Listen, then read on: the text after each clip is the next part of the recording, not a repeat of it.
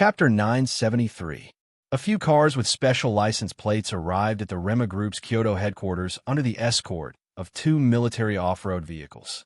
The employees of the Rema Group lined the road to welcome them, and there were even beautiful girls who sent flowers. The scene was formal and grand, very lively. "What are these leaders doing at our company?" In the crowd, Huang Shuwen asked curiously. Qin Xiang, who was standing beside him, said slowly, "I heard that the Pakistani is the representative of the Pakistani military. His identity is very important. This time, he came to see our Rema Group's drone design and new materials.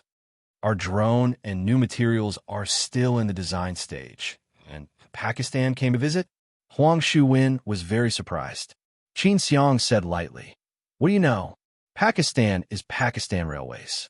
I heard from Director Xia that this time Pakistan Railways will rent another port to us. This is a national matter, and the United States is very anxious. Pakistan has 3 ports, one of which, Gwadar, was built with the assistance of China and signed a lease agreement. This agreement shortened China's oil transportation by 85% and was a very important strategic energy benefit. Although Qin Xiang didn't say what other port it was enough for Huang Shuwen to understand the importance of this matter. He suddenly understood. "I understand. This is a national matter. No wonder Director Xia is so concerned, and even arranged for us to welcome the VIPs." Similar words came out of Lu Sheng's mouth. Then, many people knew. Charlotte shook hands with the important people from Pakistan and the leaders from the Air Force. He was very polite and very elegant. In this kind of situation, he behaved like an outstanding diplomat. Fan Fan was also in this group, but Liang Xiao didn't appear. Fan Yiming's gaze fell on Charlotte. His eyes filled with anticipation and anxiety. He didn't care about national matters. He only cared about the correct formula and production process of Charlotte's ex-secret gold. He was like those mad scientists portrayed in the movies. In order to obtain the scientific secrets he wanted, he would give everything he had. Fan Yiming waited for Charlotte to finish exchanging greetings with the leaders. He then moved closer to Charlotte and said, "Charlotte, when did you—" Charlotte interrupted him. "Grandpa, don't worry. I will definitely do what I promised you." "You brat, don't tell me you colluded with Fan Fan to trick me?" Fan Yiming didn't want to wait another minute. Xiaolei looked at Fan Fan beside him as if he was asking for help. Fan Fan rolled her eyes at her grandfather. "Grandpa, why are you in such a hurry? Although it's an order from above, you can't say it at this time." Fan Yiming shut his mouth. Xiaolei brought a few chiefs and the VIPs of Pakistan to the office building. The big shot from Pakistan spoke to Charlotte in Chinese as they walked. "Mr. Xia, I'm going to see your new material and drone soon. I'm very excited. You are the greatest genius I've ever seen. I invite you to visit Pakistan. You will definitely receive the highest standard of treatment." Charlotte smiled and said, "Thank you. I will definitely visit your country. Mr. Xia, I have a presumptuous request." The big shot from Pakistan said. Charlotte said, "Mr. Abbas, please speak. Don't be shy." "It's like this, Mr. Xia. Can I bring a sample of the new material back?" The big shot from Pakistan's eyes were filled with anticipation. Charlotte seemed a bit hesitant. Fan Fan came over and said, "Old Xia, just agree to Mr. Abbas' request." Charlotte nodded his head. "Okay, I'll cut a piece for Mr. Abbas later. Mr. Abbas can bring it back to your country. Allah bless you, Mr. Xia. You are the most honorable friend of the Pakistani people." Abbas looked very excited as he shook hands with Charlotte again. The group arrived at the multi-purpose conference room. "Charlotte, what about the thing you promised me?" Fan Yiming stopped at the entrance of the multi-purpose conference room. Fan Fan sighed helplessly. "Grandpa, I'm not talking to you. I'm talking to my grandson," Fan Yiming said. Charlotte smiled bitterly. "Okay, Fan Fan, you go and greet the leaders. I'll go with Grandpa to my office. I'll give it to him." Fan Fan brought a few people into the conference room, while Charlotte brought Fan Yiming to his office. After entering the office, Xiaolei opened his safe and took out a file and a USB flash drive from the safe. Just as he put the file and the USB into a black locked box, Qing Kaiwe walked in. He hurriedly closed the box. "Kaiwe, why did you come in?" Qing Kaiwe said, Chairman Xia, I came to tell you that the leaders are already waiting for you in the multi-purpose conference room. I know. Charlotte handed the locked box to Fan Yiming. Fan Yiming excitedly said, Charlotte, what's in that USB? Uh-huh. Charlotte coughed. Fan Yiming seemed to have reacted and closed his mouth. He awkwardly said, I understand. I'll go back first. You're going back so soon? Charlotte looked very surprised. I don't want to have a meeting. I'll go back and study the thing you gave me. That's it, I'll go first. Fan Yiming said as he left. Grandpa, be careful. Charlotte warned. I know. You're even more talkative than Fan. While speaking, Fan Yiming had already left the office. Charlotte wanted to chase after him. Qing Kaiwe said, Chairman Xia, do you need me to go tell the leaders that you'll be waiting for a bit? Charlotte stopped and said, Kaiwe, go tell Lu Shang to bring a few people to escort Elder Fan. Okay, I'll go right now. Qing Kaiwe turned around and left the office. When there was only one person left in the office, Charlotte let out a sigh. Although the truth had not been solved, he knew that he was close to the truth. Fan walked in and said with a bit of anxiety, Hubby, I saw my grandpa drive away by himself. How's it going? You'll know soon. Charlotte said. My grandpa. Fan was a bit worried. Charlotte held her hand and then whispered in her ear, with Xiao and the 4 female knights protecting him, he'll be fine. Then what are we going to do? Fan said. Charlotte said, you stay here and wait. I'm going to catch that guy myself. Then be careful. Fan warned. Charlotte nodded. He went to the safe again and took out another box. Inside the box was an exquisite human skin mask of a woman, as well as a set of women's clothes. When Fan saw Charlotte put on the human skin mask, she said in surprise, Isn't that the German female engineer, Anina? Charlotte put on a golden wig and said, Help me put some sponge in my bra. I'm in a hurry. Fan. 3 minutes later, Charlotte turned into a blonde beauty. Anina was about the same height as him. His body was slender and well-proportioned. After stuffing 2 lumps of sponge in his chest, he really did turn into a blonde with big breasts and a big butt. If she hadn't seen the process with her own eyes, Fan might have thought that he was Anina. I'm going. Charlotte kissed Fan's cheek and then quickly walked out. After leaving the office, Charlotte got into a company's Great Wall pickup. When he drove out the gate, he took out his phone and made a call. Lu Shang, did Qing Kaiwe look for you? No. Why is she looking for me? It was Lu Shang's voice. Then did you see her? I saw her. She's calling in front of my office. Do you want me to ask her? No. Ask someone to see where Eugene Li is, and then call me back. Charlotte hung up the phone, slammed on the accelerator, and the Great Wall pickup sprinted forward. There was something wrong with Qing Kaiwe. Her foxtail had already been exposed. If she had found Lu Shang and conveyed his words immediately, she would have no problem. But when she came to Lu Shang's office door, she didn't go in. Instead, she called someone to buy time. Who was she calling? Who was he trying to buy time for? Is she not the only spy? She and Eugene Li have that kind of intimate relationship. Is she seducing Eugene Li to get the secret? How much does Eugene Li know? What role does he play in this matter? Charlotte pondered these questions in his heart. At this point, he was actually only a layer of paper away from the truth. And what he needed to do now was to pierce through this layer of paper. This was his second plan to lure the snake out of its hole. He put the document and the USB into a locked box, and then had Fan Yiming take it away. He also told Qing Kaiwe to notify people to protect Fan Yiming. This would give a spy a signal that the box contained the correct formula and production process of mystical gold X. As for the USB, the spy would have his own guess. The spy would guess that it was Rema Group's new drone. Coupled with the arrival of the head of the Air Force and the big shots from Pakistan, this would send another signal to the spy, which was that the country's power was about to intervene. And he only had one chance to get the fruit. His plan wasn't perfect, and it wasn't difficult to find a flaw in it. But people were like this. Sometimes they had to take a gamble. Even if they knew it was dangerous, they didn't want to miss the opportunity. Ring, ring, ring. Ring, ring, ring. Charlotte answered the phone. Lu Shang speak. Eugene Li is in his lab. He seems to be writing a report. Lu Shang said. Charlotte frowned. Was Eugene Li innocent? If he was colluding with Qin Kai-wei, he should have taken action by now. Yet he was in his lab. Chairman Xia, she's here. Control her and secretly imprison her. Charlotte hung up.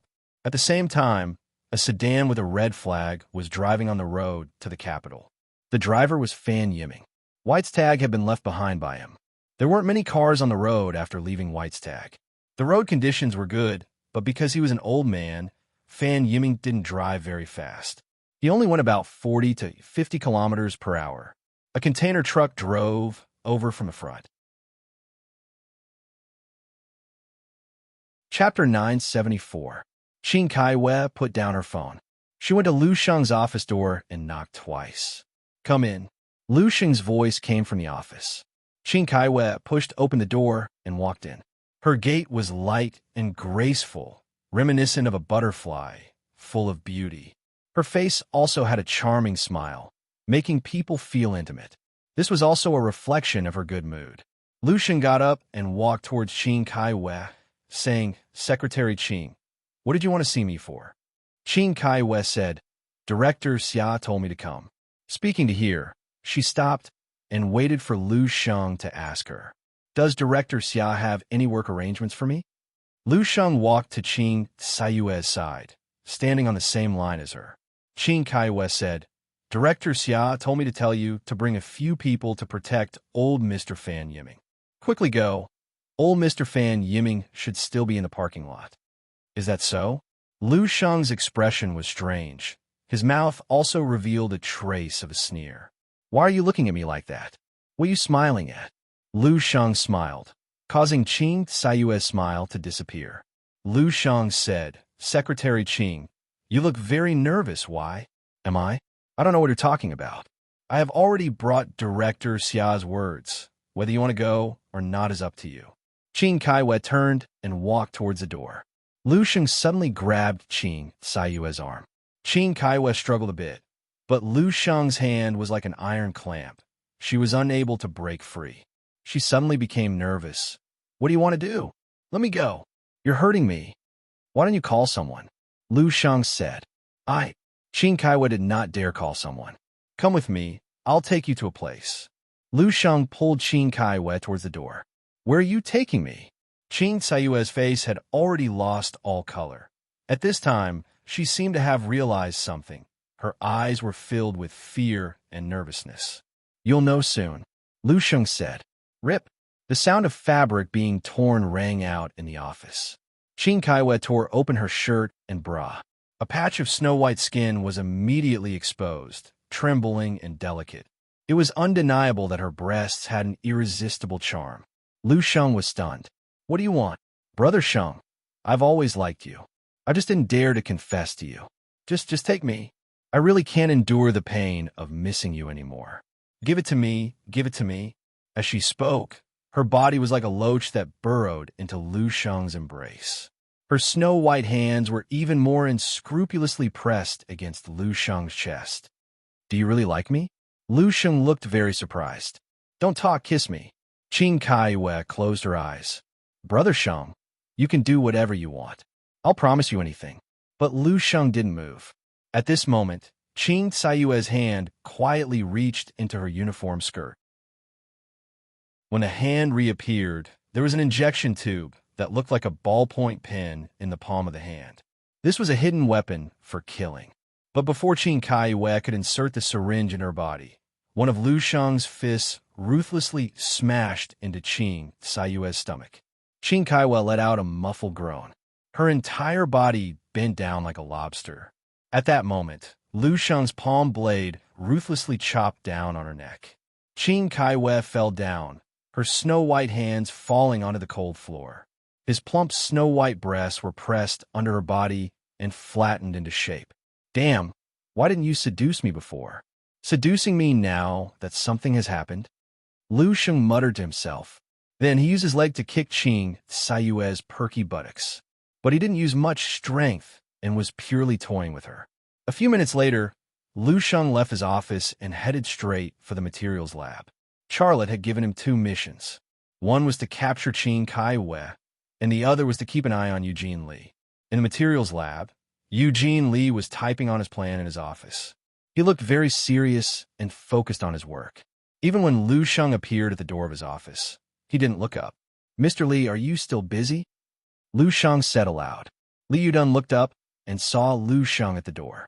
A smile immediately appeared on his face. "So it's Brother Lu. Is there anything I can help you with?" "Nothing. It's just a routine security check." Lu Sheng said, This kind of check has to be done more than a dozen times a month. I'm almost bored to death." Eugene Li said, "It's work, it's like this. You see, I'm the same as you. I have to hurry up and get the plan done. Chairman Xia is still waiting for it." "Then you go ahead. I'm going to work." Lu Sheng turned around and left without staying. The mission that Charlotte gave him was to see what Eugene Li was doing, not to capture Eugene Li. After Lu Sheng left, Eugene Li continued to bury his head in his work. He was still as serious and focused as ever. On the other side of the road, on the road to the capital, the container truck suddenly turned its steering wheel. The vehicle that weighed a few tons crashed into Fan Yiming's Hongqi sedan. Fan Yiming suddenly stepped on the brakes. His driving speed was very slow, and in an instant, the Hongqi sedan came to a stop.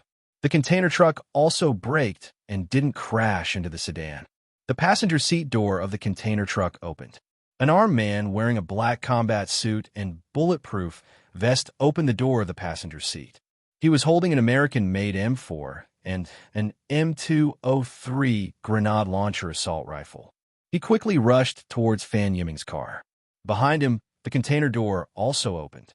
4 other armed men jumped out of the container and surrounded Fan Yiming's car from both sides. These 5 armed men all had their faces covered, but from their ridiculously strong physiques, they weren't Asians. They were either tall white or black people. Fan Yiming was scared half to death. He even forgot to reverse the car and escape. However, even if he had this thought, it was useless, because 2 armed men simultaneously shot at the 2 wheels of his car. There was no sound of gunfire. All of the guns of the armed men were equipped with silencers. The sound was almost inaudible. One of the armed men reached out and grabbed the door of the Hongqi sedan. At that moment, a bullet that came out of nowhere hit his head. Half of his head was blown off. Blood and brain matter sprayed onto the car window. The corpse that was left with half a head fell onto the car door and slid to the ground. Fan Yiming had never seen such a terrifying scene in his life. He screamed and then fainted in the driver's seat. 222. The moment the dead armed man fell to the ground, the remaining 4 armed men determined the location of the sniper and fired in that direction. One of the armed men pulled out a smoke grenade from his belt and threw it in the direction of the sniper.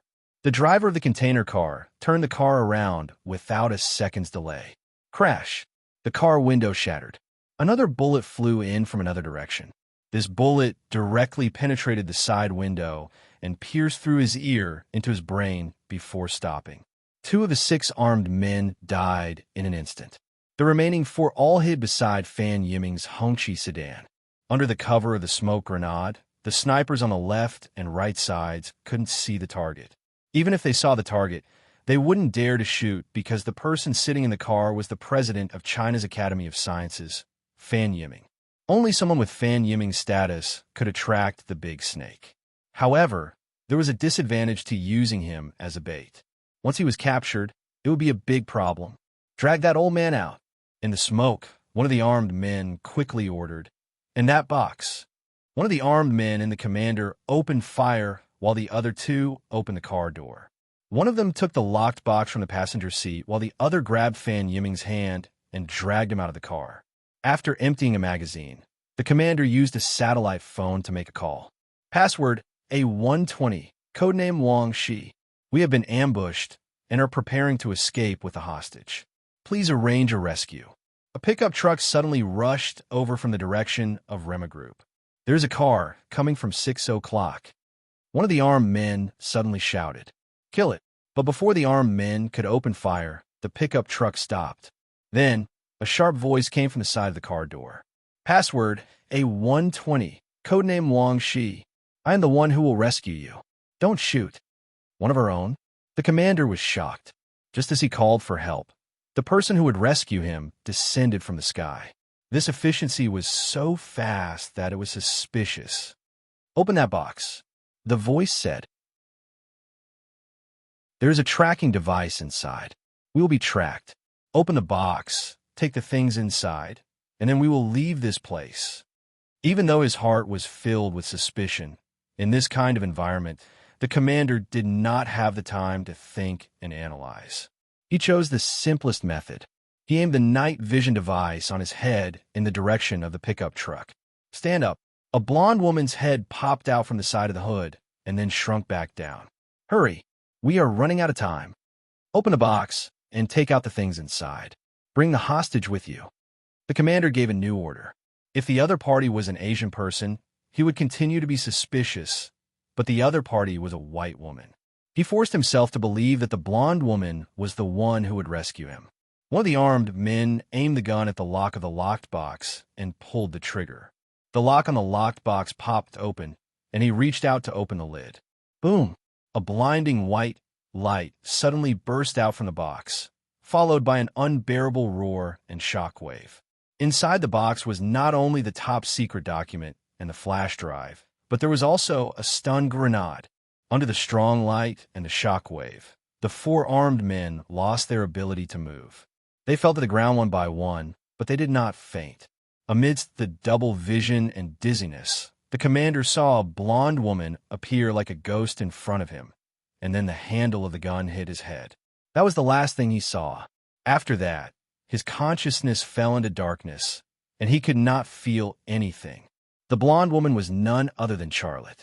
He had disguised himself as a Nina to trick Ching Sayue's eyes, but he did not expect it to play a very important role at this moment. The commander was the first to be knocked out by Xiao Lei, but 3 seconds later, the other three also received the same treatment. All of them were hit in the head with the butt of the XL 2500 sniper rifle, causing them to be physically knocked out. Fan Yiming also fell to the ground, but he had fainted earlier, so he was not affected by the stun grenade. Charlotte took away all the weapons of the armed men, and then used the XL 2500 sniper rifle to shoot the two corpses. He did not just shoot once, but several times. After doing all this, Charlotte took out the satellite phone and said, "You guys can leave now.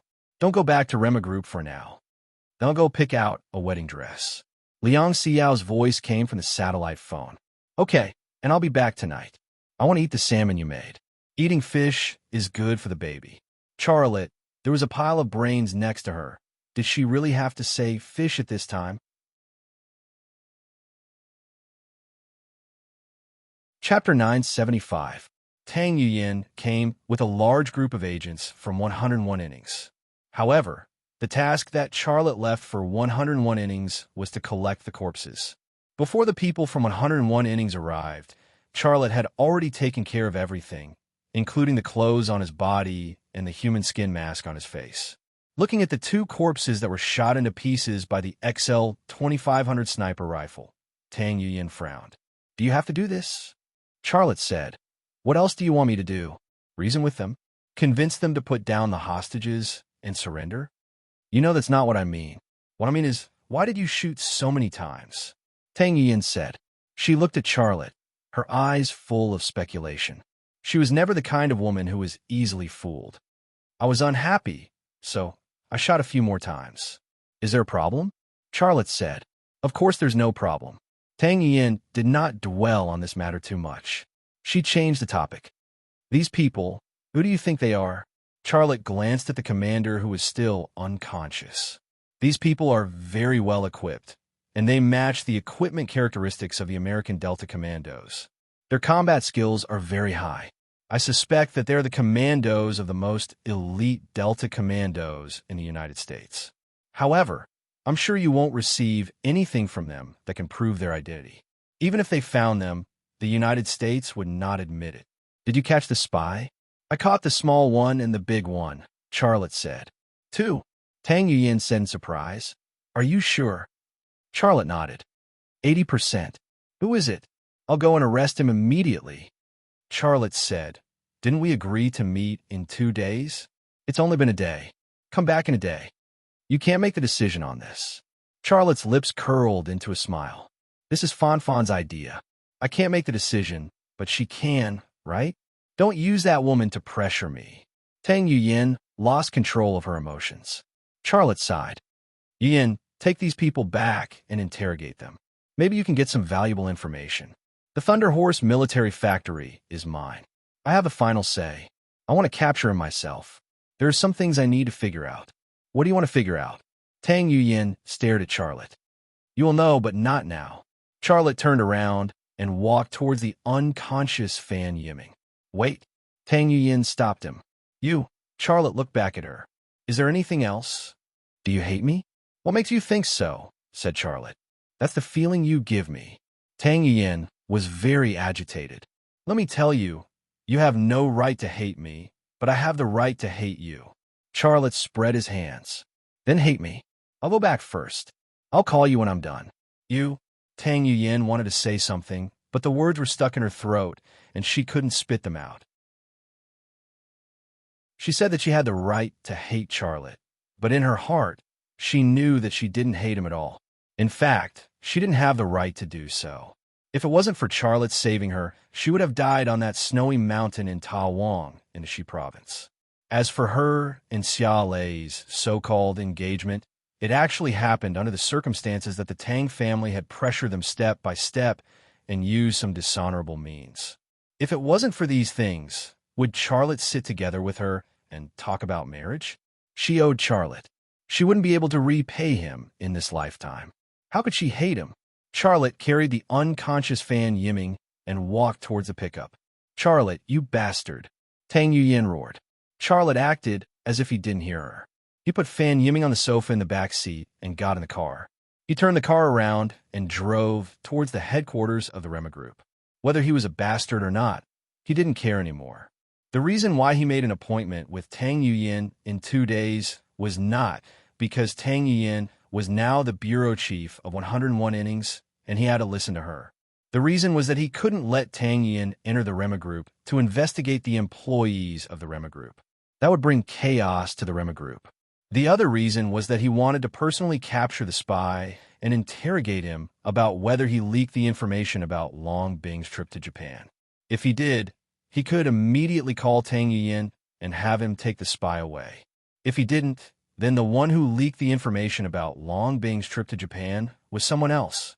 Wanting to kill his wife was equivalent to wanting to kill his child. He had to get to the bottom of this. When the car reached Weitron, Fan Yiming suddenly woke up. He got up abruptly and then shouted, "Ah, don't scream, Grandpa." Charlotte stopped the car. Hearing Charlotte's voice and seeing Charlotte, Fan Yiming calmed down a little. Where is this place? White's Tag. Don't you see that auntie selling pancakes at the entrance? She's the public face of White's Tag, Charlotte said with a smile. Brat, I'm not in a mood to joke with you. Fan Yiming looked left and right. Just now, I saw a gunman standing beside my car door. Then, half of his head flew off. Is that real? Charlotte said, It's true. You almost died. I killed those guys and snatched you back from their hands. What about those things?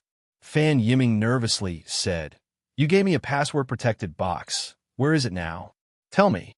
Charlotte sighed. It's been destroyed. I'll have to redo it. Redo it? Yes, redo it. My brain is not a computer. How can I remember so many things? I gave you the original files and data, and they were destroyed by the explosion. How can I not redo them? Xia Lei sighed. Sigh, all the hard work I've put in for so long has been wasted. Well, Fan Yiming wanted to console Charlotte, but he couldn't bring himself to say it when he remembered that he was the cause of it. Grandpa, just bear with it a little longer. I'll give it to you when I'm done, all right? Charlotte said, That's all I can do for now, but make sure to make a copy next time. Don't make the same stupid mistake again, Fan Yiming reminded. All right, I'll keep that in mind. Then, about my marriage with Fan Fan, you're not trying to find an excuse to delay it, are you? Let me tell you, no way. Fan Yiming said agitatedly, My granddaughter's stomach is already big because of you. You must marry her, the sooner the better. Charlotte was speechless. He actually wanted to talk about the betrothal gift or something, but Fan Yiming was so understanding and agitated that he didn't know how to continue the conversation. He released the clutch and Chompy drove on again. When he entered the gate, Charlotte saw Lu Sheng standing next to the guardroom. He casually asked, "What is he doing?" Lu Sheng replied, "He's in the lab working on a proposal." Charlotte turned his head to look at Fan Yiming, who was sitting on the sofa. He didn't say anything, but Lu Sheng tacitly moved to the driver's window and whispered into Charlotte's ear, "I don't think there's anything wrong with him. He looks very normal, and I also think he's very normal. You don't have to worry about this." Charlotte said, "What about her?" "Her?" Lu Sheng's mind suddenly flashed with Qing Sayue's snow-white beauty. He smiled. "I locked her up in my guardroom and locked her up. I even had someone watch over her. She can't run away." "Then I'll go take a look." Charlotte started the car and left. Fan Yiming was lying on the sofa in the driver's seat, his face full of suspicion. "Grandson, what were you whispering to that big guy? What are you up to this time?" Charlotte said, "Grandpa, you still have the nerve to say that? Isn't this all because of your impatience? I haven't even settled the score with you yet, and you still have the nerve to say that? Let's talk about the betrothal gift. My great-grandson is about to be born. You have to buy him a house, right?" Fan Yiming said. "Charlotte, who said this old man didn't care about the trends of the times?" Just as the car stopped, Fan ran out of the office building. She had an anxious expression on her face. When she saw Charlotte and Fan Yiming get out of the car, a big stone in her heart immediately fell to the ground. "Hubby." Fan threw herself into Charlotte's embrace. Because she was emotional, her voice slightly trembled. "It's good that you're back. I was worried to death, Fan Yiming coughed. Only then did Fan raise her head from Charlotte's embrace. She looked at Fan Yiming. "Grandpa, are you okay?" "I'm fine," Fan Yiming said. "If you're fine, why are you coughing?" Fan said. Fan Yiming momentarily choked. He pointed at her nose. Am I your real grandpa?" "Yes," Fan said. Fan Yiming unhappily said, "Then why did you only hug him and not hug me? What do you mean? Now that you have a husband, you don't even want a grandfather?" Only then did Fan leave Charlotte's embrace. She held Fan Yiming's hand. "You're just like a child. I'll help you to rest." "All right. Are you injured?" Fan Yiming glared at Charlotte. "Remember, this is my great-grandson's house. You still want to buy a car for my granddaughter. Nowadays, who doesn't want a house and a car when they marry?" "Charlotte, Grandpa, if you do this again, I won't care about you anymore." Fine, I won't say it anymore," the grandfather and grandson muttered as they entered the office. Lu Sheng also walked over. Charlotte followed him to his duty room. There were 2 Rema Group security guards standing at the door. Seeing Charlotte and Lu Sheng walk over, the 2 security guards stood at attention for a moment. Then one of them unlocked the door and pushed it open. Charlotte walked in and immediately saw Qing Kaiwell lying on the bed. Qing Sayue's hands and legs were tied with ropes. Her chest was wide open. Her eyes were closed, and she didn't move. "That," Lu Sheng awkwardly said, "I didn't do it. She tore it open herself. I originally wanted to cover it up for her, but her clothes were torn and I couldn't cover it up." Charlotte acted as if he didn't hear what Lu Sheng said. 5 seconds after seeing Qing Kaiwell, his face suddenly became serious. He quickly walked to the bed and reached out to touch Qing Sayue's neck. Chapter 976. Qing Sayue's neck was hard, but it was not extremely stiff.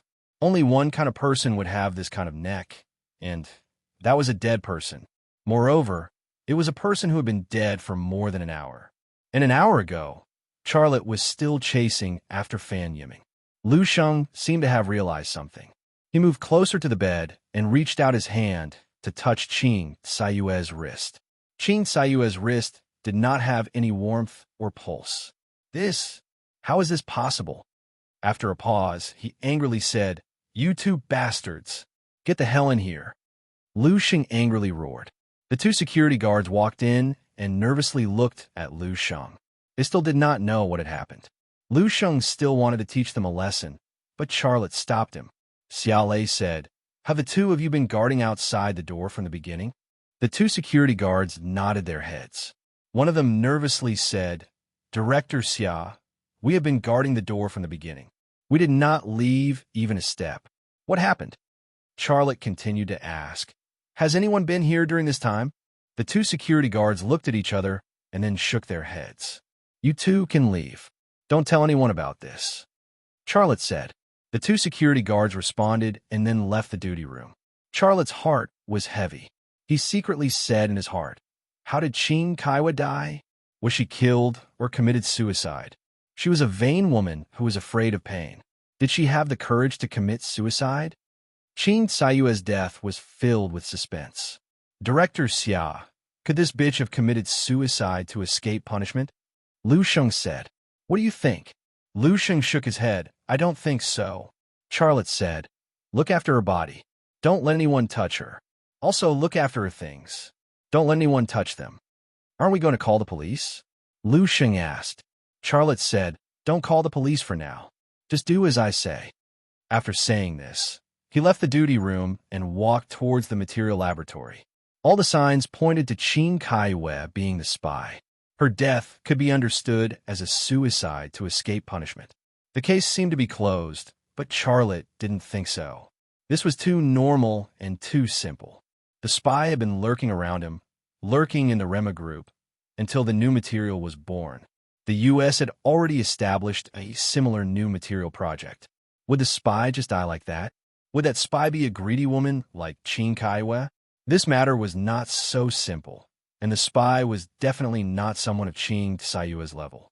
Qin Kaiwa was just a chess piece that he had sacrificed. In the chess world, this move was called abandoning the rook to protect the king. The material laboratory was right in front of him. Charlotte walked in. The staff in the material laboratory were still busy. They had no idea what had happened. When Charlotte entered, he asked them to leave the laboratory. The busy scene disappeared, and the material laboratory was quiet. Charlotte walked towards Eugene Lee's office. Charlotte's left eye twitched slightly, and all the obstacles blocking his sight disappeared. Eugene Lee came into his sight. He was still working at his desk. He looked very serious and focused. What happened in the outside world seemed to have nothing to do with him, and he was too lazy to care.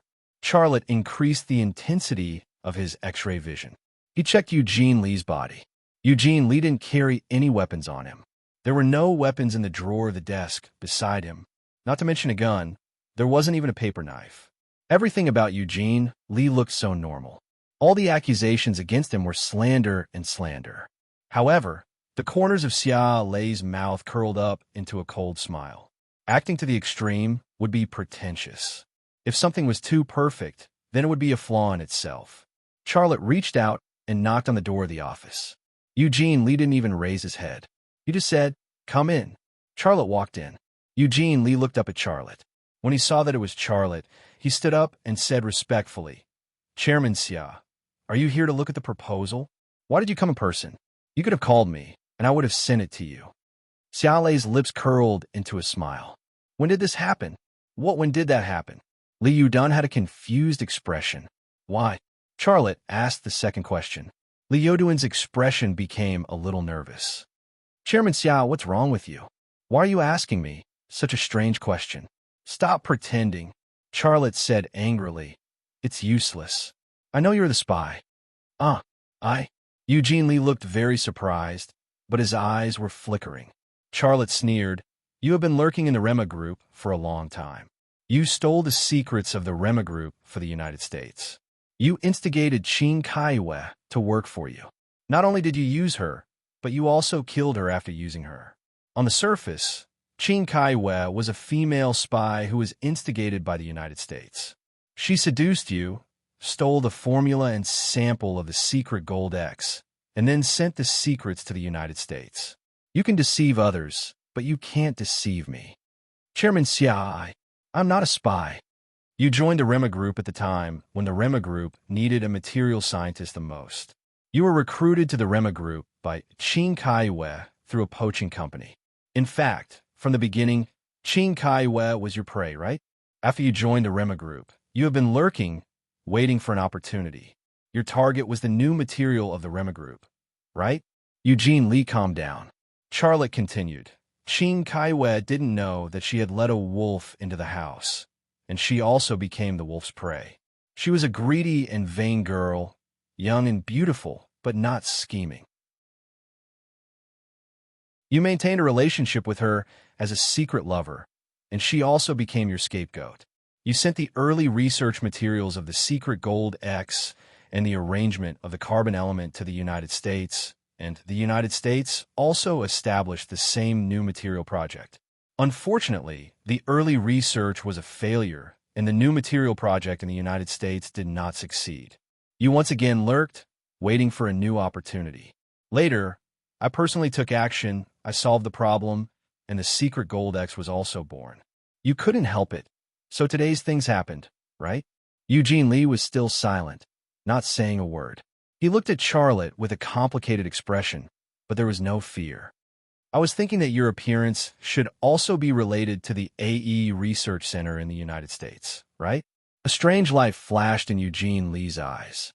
I obtained a material that doesn't belong to this world, and I also have an evolution that surpasses all human beings. The think tank in the United States must have researched and predicted against me. They studied it and predicted it. That's why you're here, Xiao Lei said. After a sigh, Eugene Lee finally spoke. Chairman Xia, I really don't know what you're talking about. I don't know why you think I'm a spy from the United States. I know you, and I know that you usually don't change your mind about things, but I want to tell you that I'm not a spy from the United States. I really like Qin Kai-we. How could I kill her? Eugene Lee, is that your real name? Charlotte said. Just now when I told you that Qin Kai-we was dead, you didn't even blink at that time. Now you're telling me that you love her. Are you insulting my intelligence? Or are you insulting yourself? Eugene Lee was silent again. Today, if it wasn't your last chance to make a move, you definitely wouldn't have taken such a risk. But you still couldn't help but make a move. When you made this decision, you were actually prepared to sacrifice Qin Kai-we, right? A bitter smile appeared on the corner of Eugene Lee's mouth. I've said so much. Are you not going to admit it? Chairman Xia, I don't know why you misunderstood me. You want me to admit it, but I can't do it. But I know that I can't work here anymore. If you have evidence, you can hand it over to the law enforcement agency. Eugene Lee said. Charlotte suddenly raised his hand, and a Viper pistol appeared in his hand. His eyes were cold. There's no law enforcement agency. As long as I want, I can kill you right now. Eugene Lee still looked very calm. He didn't admit it, but from his performance in the past few minutes, he had actually admitted it in a disguised way. A scientist, an ordinary person, in the face of such severe accusations and a gun, it was impossible for him to be so calm. Although Qin Kai-we betrayed me, in my opinion, she isn't the one who should die. The one who should die the most is you. Eugene Lee said calmly, then shoot. Charlotte pulled the trigger. Ka! There was a soft sound, but the Viper pistol didn't shoot out a bullet. Eugene Lee didn't even blink. This courage, this calmness in the face of death, even Charlotte couldn't do it. Aren't you afraid of death? Everyone will die one day, and you are no exception. There is no difference between dying now and dying decades from now, Li Yuden said. You should know very well that I didn't make a move against you. I'm still very polite to you now. It's not that I don't want to beat you up. If you want to make a mess of things, I don't mind. You don't have to admit it yourself, and I'm not responsible for investigating you. I just want you to answer a few questions. If you give me the answers, I won't touch you, and you can leave here with dignity. Are you going to let me go? Eugene Lee's lips curled into a cold smile. He clearly didn't believe that Charlotte would let him go after he answered Charlotte's questions. No, I'm sending you to where you should be. Then I also have a few questions to ask you. How about this? You ask me a question, I answer you. I ask you a question, you answer me. That's very fair. Charlotte smiled. At this point, you still have the guts to ask for conditions. Do you really think I'm a person who's easy to talk to? You can torture me, but I want to tell you that it's useless. I've received the harshest pain training in the world. The pain I've experienced on the verge of death is something you can't even imagine. And you're not a particularly cruel and inhumane person. I don't think you're willing to do that kind of dirty work. Eugene Lee said calmly. Charlotte was silent for a moment. I agree, but I'll ask you first. Please say it. Was it you or Qin Kai-we who leaked Long Bing's mission in Japan? Charlotte said.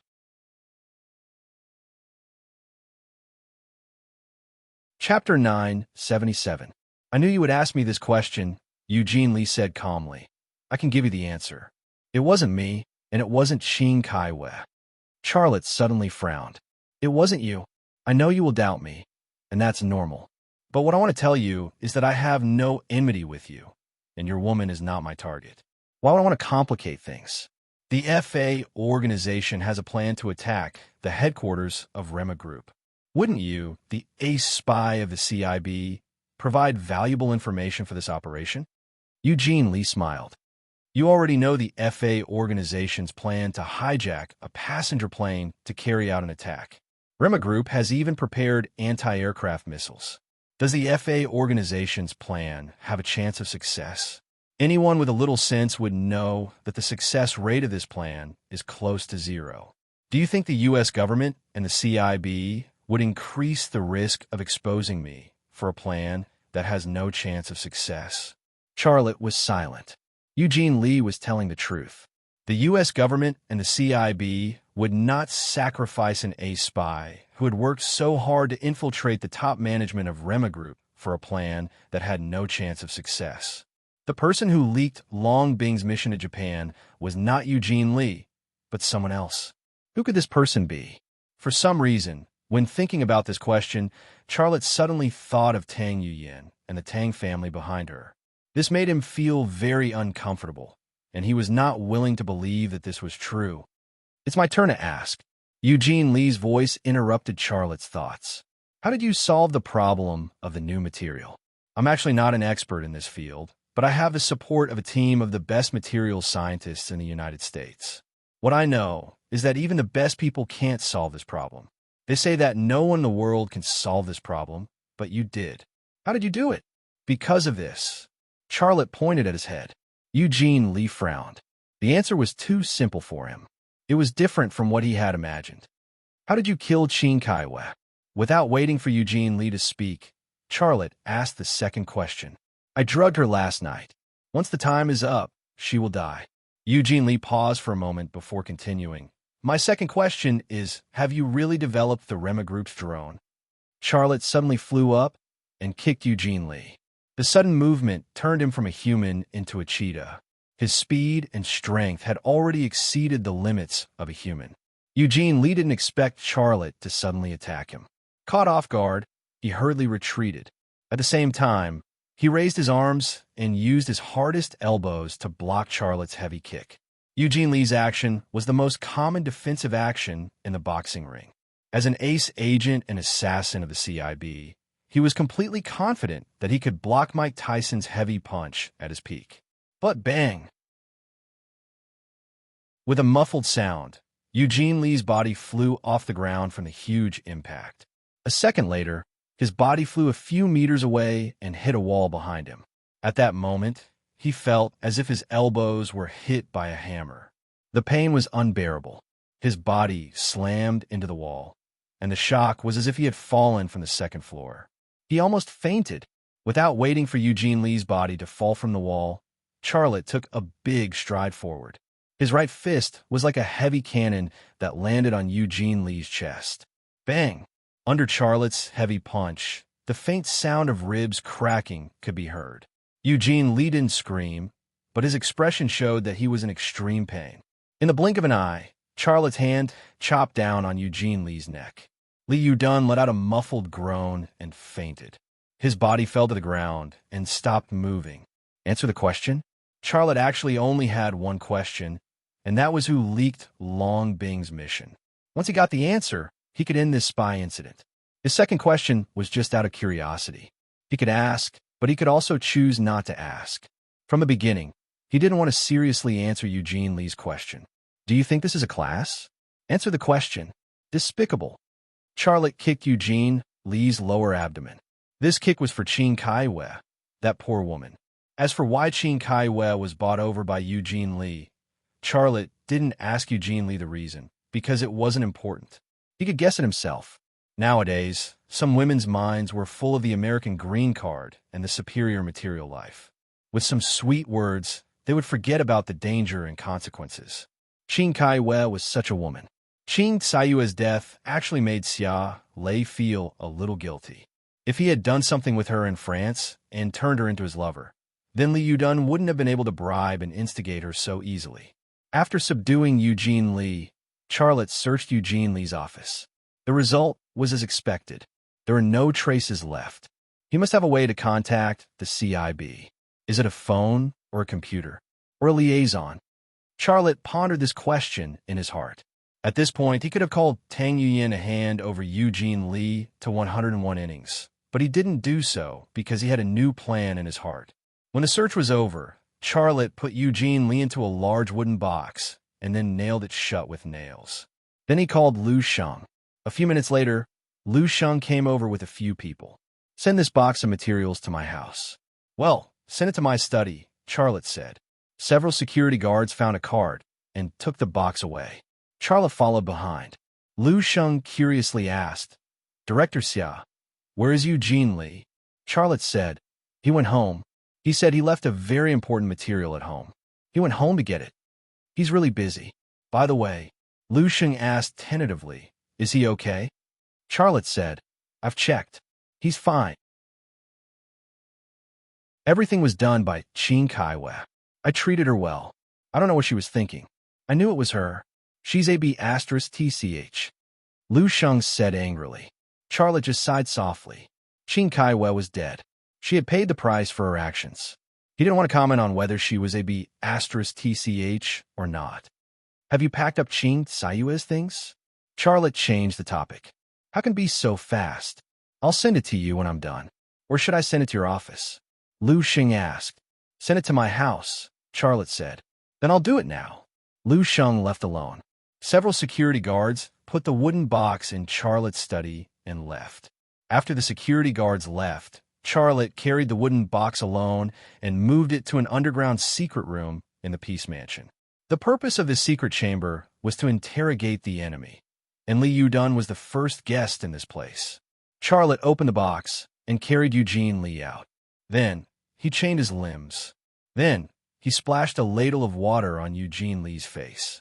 Eugene Li woke up. His eyes scanned the surroundings in half a second, including Charlotte. Charlotte moved a chair and sat in front of Eugene Li. He said lightly, You'll have to stay here for a while. You want to imprison me? Eugene Li's eyes didn't show any fear. Instead, there was only confusion. Yes, I'll imprison you here until I want you to leave, Charlotte said. Don't even think about escaping. This is a prison I designed. If you want to open the lock, you'll have to open all the locks at once. Otherwise, the chains will turn into wires and electrocute you. Of course, you won't die, but you'll be in so much pain that you'll wish you were dead. Why? Eugene Li thought he would wake up in the 101 innings interrogation room to face formal interrogation and judgment. He didn't expect to be in Charlotte's private prison. You're so smart. Can you guess? Charlotte's lips curled into a smile.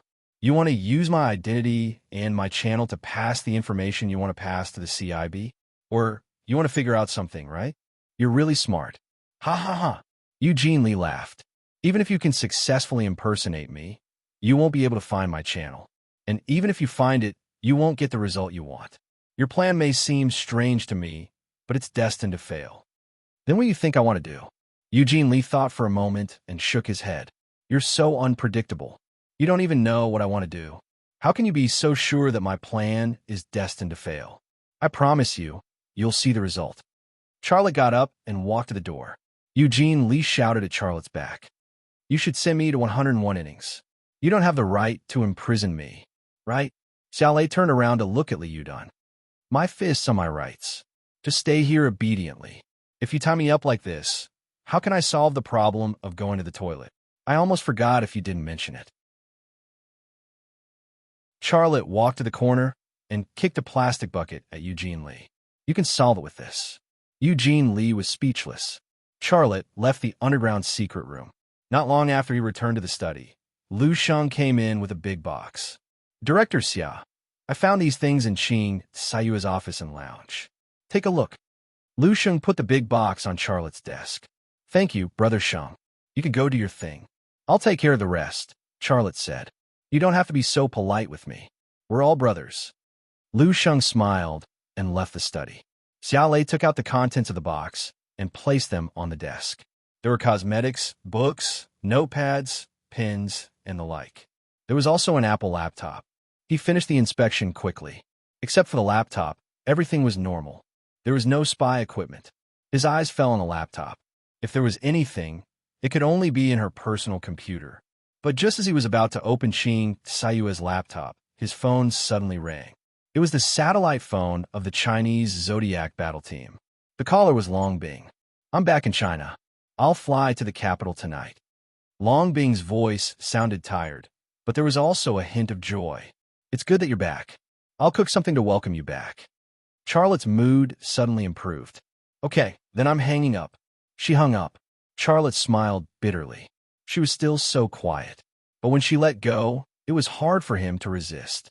Her coldness, her passion, her wildness, everything about her fascinated him. He loved everything about her.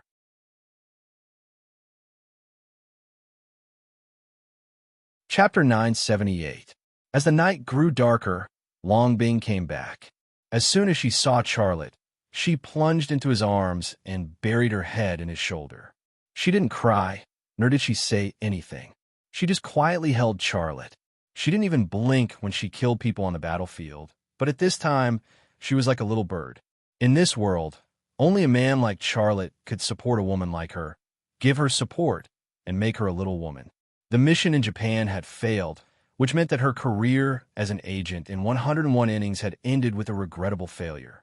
After a long time, Charlotte whispered in her ear, "Don't be sad.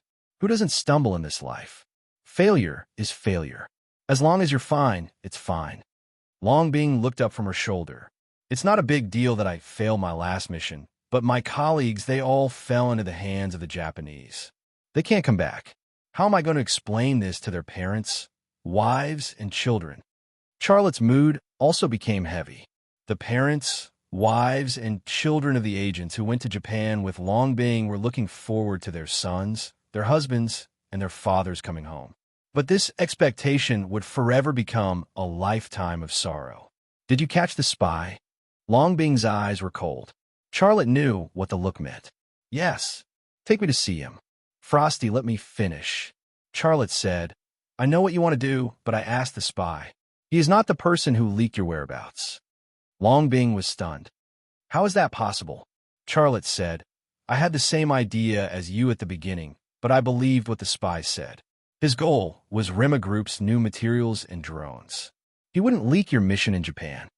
"Who is the spy?" "Eugene Lee." Charlotte said, "His previous identity was a materials scientist at Rema Group. I even gave him the responsibility for the research of new materials." Long Bing thought for a moment and said, "If it's the person you're talking about, I'll believe what he said because my mission to Japan is top secret. It's impossible for him to know." "Frosty, I suspect." "Who do you suspect?" "He's from the Tang family," Charlotte said. Long Bing was stunned for a moment. She seemed to want to say something, but nothing came out of her slightly open mouth. She and Tang Yuyin were like sisters. She and Tang Yuyin risked their lives on the battlefield, and they could take bullets for each other. But if what Charlotte said was true, then Tang Yuyin couldn't get away with it. Even if she didn't leak it herself, she was at least an insider. Charlotte said, "Frosty, do you want me to help you investigate?" "No, don't," said Long Bing. "Why? Don't you want an explanation?" Long Bing shook her head and said, "If the Tang family leaked the secret, I don't want to investigate." Charlotte sighed and said, "I'll listen to you. If you want to investigate, I'll investigate. If you don't want to investigate, I won't." There were some truths that were worse to know than not to know. "Time to eat." Fan's voice came from behind Charlotte. "Can you be intimate later?" Charlotte said, "Let's go eat. Fan and Xiao have to be ready soon." Long Bing said, "Didn't you say you were going to cook for me? How come it's Sister Fan and Xiao who are cooking?" "Well," Charlotte said, "didn't I come and pick you up at the door?" Long Bing just smiled and didn't say anything. When a man wooed a woman, he would be very diligent, attentive, and considerate. He was a combination of tens of thousands of good qualities. Not to mention cooking a home-cooked meal. Even if someone asked him to cook a Manchu Han imperial feast, he would be able to do it. However, once he succeeded in wooing a woman and got her pregnant, men would usually become lazy. This was a common problem for men, and a man like Charlotte was no exception. But even so, her love and affection for him did not diminish. When the three women met, they were more affectionate than sisters meeting. "It's good that you're back. You don't know how worried Xiao and I were about you." Fan Fan hugged Long Bing. "Don't think too much. The safety of mother and child is the most important thing." Liang Xiao also hugged Long Bing. The three pregnant women chatted intimately, and Xiao Lei was left to the side. "Rui will move here in 2 days. She has already submitted her resignation letter. When she comes, our family of 5 will be reunited, and it will be lively." Charlotte found a topic and wanted to join in the women's conversation. In fact, Liang Xiao and Fan Fan knew about this matter. Only Long Bing did not know. Liang Xiao rolled her eyes at Charlotte. "You must like it in your heart. You have 4 wives, and you can kiss this one and that one. Your life is happier than that of an immortal. You're such a pervert." The first part was pleasant to hear, but the last pervert made Charlotte embarrassed. Fan Fan said with a smile, "Honey, are you already thinking about something bad in your heart?" Charlotte shrugged. "No, I'm just thinking if I should go to the furniture city to customize a big bed for the 4 of you to sleep together." Liang Xiao and Fan Fan almost spat at the same time, and their cheeks were flushed. Even Long Bing, who spoke the least, was embarrassed. She also glared at Charlotte. I'm afraid the bed you want to customize can't only be for the 4 of us to sleep together, right? There's also a place for you, right?" "Of course, there must be a place for him. Otherwise, why would he customize such a big bed? I also want to buy you a mahjong table. In the future, when you're taking care of the baby, you can play mahjong at home. You could just make up a table." Charlotte said with a smile, "Go to hell. Do you want your son and daughter to become gamblers in the future?" Liang Xiao laughed and scolded, but it was undeniable that a picture emerged in her mind. The 4 pregnant women played mahjong at a mahjong table, and Charlotte was busy serving tea and pouring water. After dinner, the 3 women cleaned up the dishes and whispered in the kitchen. Charlotte stood by the kitchen door and listened secretly. "Later, let him sleep alone. We won't sleep with him." Liang Xiao said, "You said the same thing last time, but in the end, we still slept together." Fan Fan said with a smile, "Accept your fate. Our family is destined to be lively even when we sleep." "He is eavesdropping by the door. Do you have to talk about this?" Long Bing looked back at the door.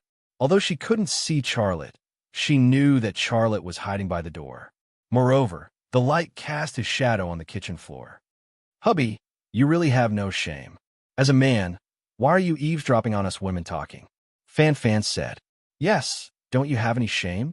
Liang Xiao said. Only then did Charlotte show himself. He said with a smile, "If I had any shame, why would your bellies become so big?" Everyone snorted. I think I should talk to you about something serious." Xiao Lei changed the subject. "The spies in Peace Lodge." The 3 women all had a surprised expression on their faces. "Eugene Lee," Charlotte said. "I locked him in an underground secret room. That secret room is actually a dungeon. It hasn't been used, but it will come in handy this time." "Hubby, why didn't you hand him over?" Liang Xiao asked confusedly. Long Bing also said, "Yes, if someone finds out that you imprison him like this, you will be in trouble. Why don't we kill him? That way, there won't be any trouble. Such a big matter should be reported. If you don't report it, you will bring trouble upon yourself." Fan Fan said. Different women with big bellies had different ways of thinking. Charlotte said, "I said it because I want to discuss it with you. I have a plan in mind. If this matter is announced, my plan can't be carried out." "What plan do you have?" Liang Xiao and Long Bing asked almost at the same time. Charlotte walked into the kitchen and hugged the 3 women. He whispered something in their ears. "In this case, it's not a big deal for you to imprison Eugene Lee, but how can you hide this matter?" Liang Xiao said worriedly. Long Bing also said, "If Tang Yuyin knows, she will definitely take Eugene Lee away. She is the director of 101 innings. She has enough authority to do so, and you can't stop her." Charlotte had actually considered these problems, but he didn't find a solution to the problem. He really didn't have the right to do such a thing. Not only that, it could even be said to be illegal. If Tang Yuyan wanted to pursue it, he would definitely be in trouble. Charlotte looked at Fan Fan and said, "Honey, do you have any ideas?" Fan Fan thought for a moment and said, "Well, I'll go and talk to the higher-ups. I'll tell them your plan. Your plan is very creative. If it succeeds, we can lead the other party to the wrong path. I think the higher-ups may be tempted and agree. As long as there are instructions from the higher-ups, you can do whatever you want." Charlotte smiled and said, "Then let's do it this way. Do you want to see him?" The three women looked at each other and seemed to have reached a consensus after a glance. Liang Xiao said, "I know that Eugene Li. There's nothing to see. I don't want to go." "I don't want to go either." Fan Fan said, "I don't want to see him either." Long Bing actually wanted to go, but since Liang Xiao and Fan Fan didn't want to go, she changed her mind. Charlotte smiled and said, "If you don't want to go, then don't go. Let's go back to the house." "I won't go either," Liang Xiao said with a smile. "I won't go either." Long Bing said, "I won't go either." Fan Fan said. Charlotte said slowly, "I just figured out a new massage technique and wanted you guys to try it. Since you guys don't want to, then forget it. Oh, by the way, my massage technique is very helpful for fetuses. It can make them grow taller in the future." "It's that magical?" Fan Fan looked doubtful. Charlotte pointed at his own head. "Don't forget, their father is not an ordinary human. I can create so many advanced things, but I can't even research a massage technique. Forget it. I'm going back to the house to sleep. I still have to enter the stock market to earn some milk powder money." Fan Fan and Liang Xiao grabbed his arm, while Long Bing grabbed Charlotte's collar. "Since you want it, then let's go. There are three of us. Do you think we'll be afraid of you?" Long Bing said, and then pulled Charlotte away like a cow. Liang Xiao and Fan Fan exerted their strength from the left and right. The three women were like a heart-shaped lock, locking Charlotte tightly, making it impossible for him to escape. Entering the room, the three women lay down on the bed. "Come and have a massage. I want to see your new technique." Fan Fan said, "If you don't feel well, we'll beat you." Liang Xiao said, "Focus on massaging my waist. These days my waist is a bit sore." Long Bing said. Charlotte began to take off his clothes. "Why are you taking off your clothes? You liar. Don't come over." "Ah."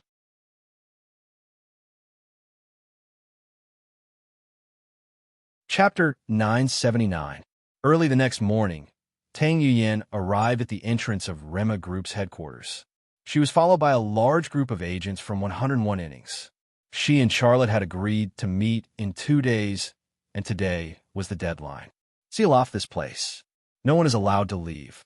The surveillance system here will also be taken over. Everyone must be investigated. No one can be left out."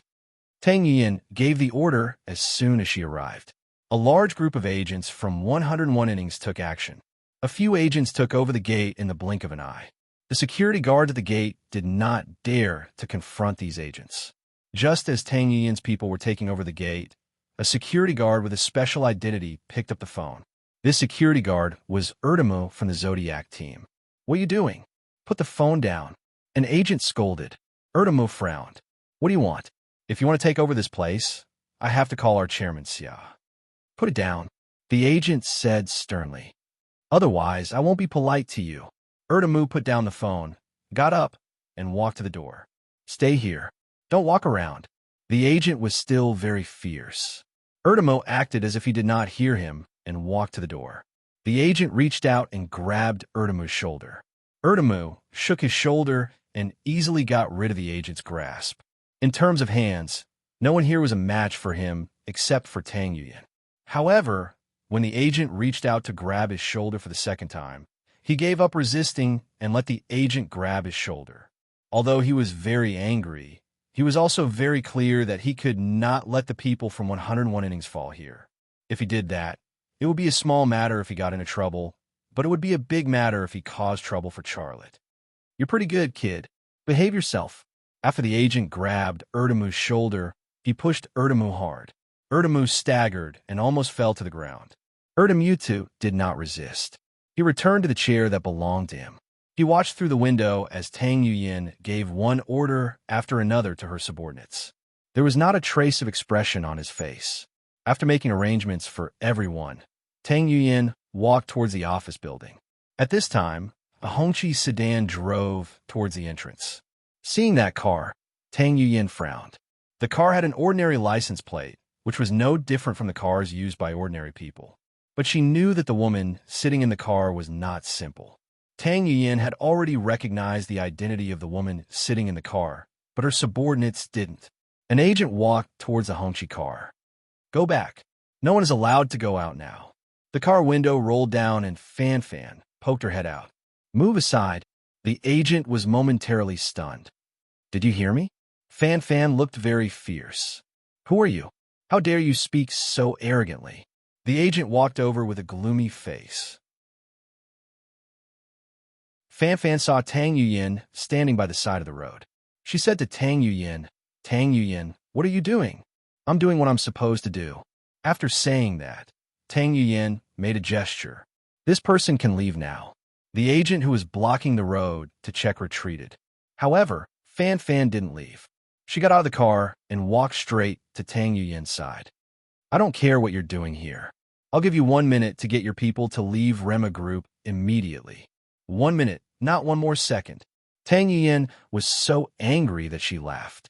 You stole my man, and now you're interfering with my work. Who do you think you are? A queen? The corner of Fan Fan's mouth curled into a cold smile. I'm stealing your man? Is Charlotte your husband or your boyfriend? None of them? Then why did you say that I stole your man? Even Shinta Tianin doesn't have the right to say such things to me, let alone you. Forget it. I don't want to quarrel with you. You do your thing, and I'll do mine. Don't interfere with my work. Tang Yuyin had always been afraid of Fan Fan. You're destroying the stability of Rema Group. Fan Fan said coldly. I said that I'll only give you 1 minute to get your people to stop their sabotage. 1 more second, and I'll call the higher-ups immediately. Don't forget that I'm Charlotte's fiancé. Our wedding will be held soon. I'm a mistress of this place. I won't allow you to come here and make trouble. In one sentence, 2 sabotages. Tang Yuyin couldn't bear such a black pot.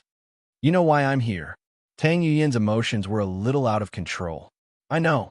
You're here because of the spy incident, but I want to tell you that my husband has solved it. You can go and see him, but you can only be alone. Well, 1 minute is up. Fan Fan looked at her watch and took out her phone. Tang Yuyin bit her lips and picked up the walkie-talkie. Everyone get out. Stay in the car. Isn't that enough? I have something to do. I'll leave first. Fan Fan turned around and left. She got in the car and drove away. Watching Fan Fan's Hongqi car drive out of the gate, Tang Yuyin had a sudden impulse. She wanted to fire a rocket at the back of the Hongqi car. The people in innings 101 left, and Tang Yuyin also came to the door of Charlotte's office. Xiao, your belly seems to be a little bigger. It was Long Bing's voice. Really? Oh, no wonder I feel that I've been gaining weight recently. It turns out that the little guy has grown up again. It was Liang Xiao's voice. It's a pity that my belly hasn't changed much. It was Long Bing's voice. It was Liang Xiao's voice. How long have you been pregnant? Don't worry, it will definitely get bigger. When that time comes, my waist and legs will be sore after just a few steps. It's okay. Can I just give you a massage? It was Charlotte's voice. Go to hell. You're definitely up to no good by giving me a massage. It was Long Bing's voice. That's right. You said you would give us a massage last night, but in the end, you did it to us. We won't fall for your trick again. Liang Xiao's voice was coquettish and languid, with a hint of seduction, sexiness, and teasing. Tang Yuyin couldn't listen to it anymore. She reached out and knocked on the door twice.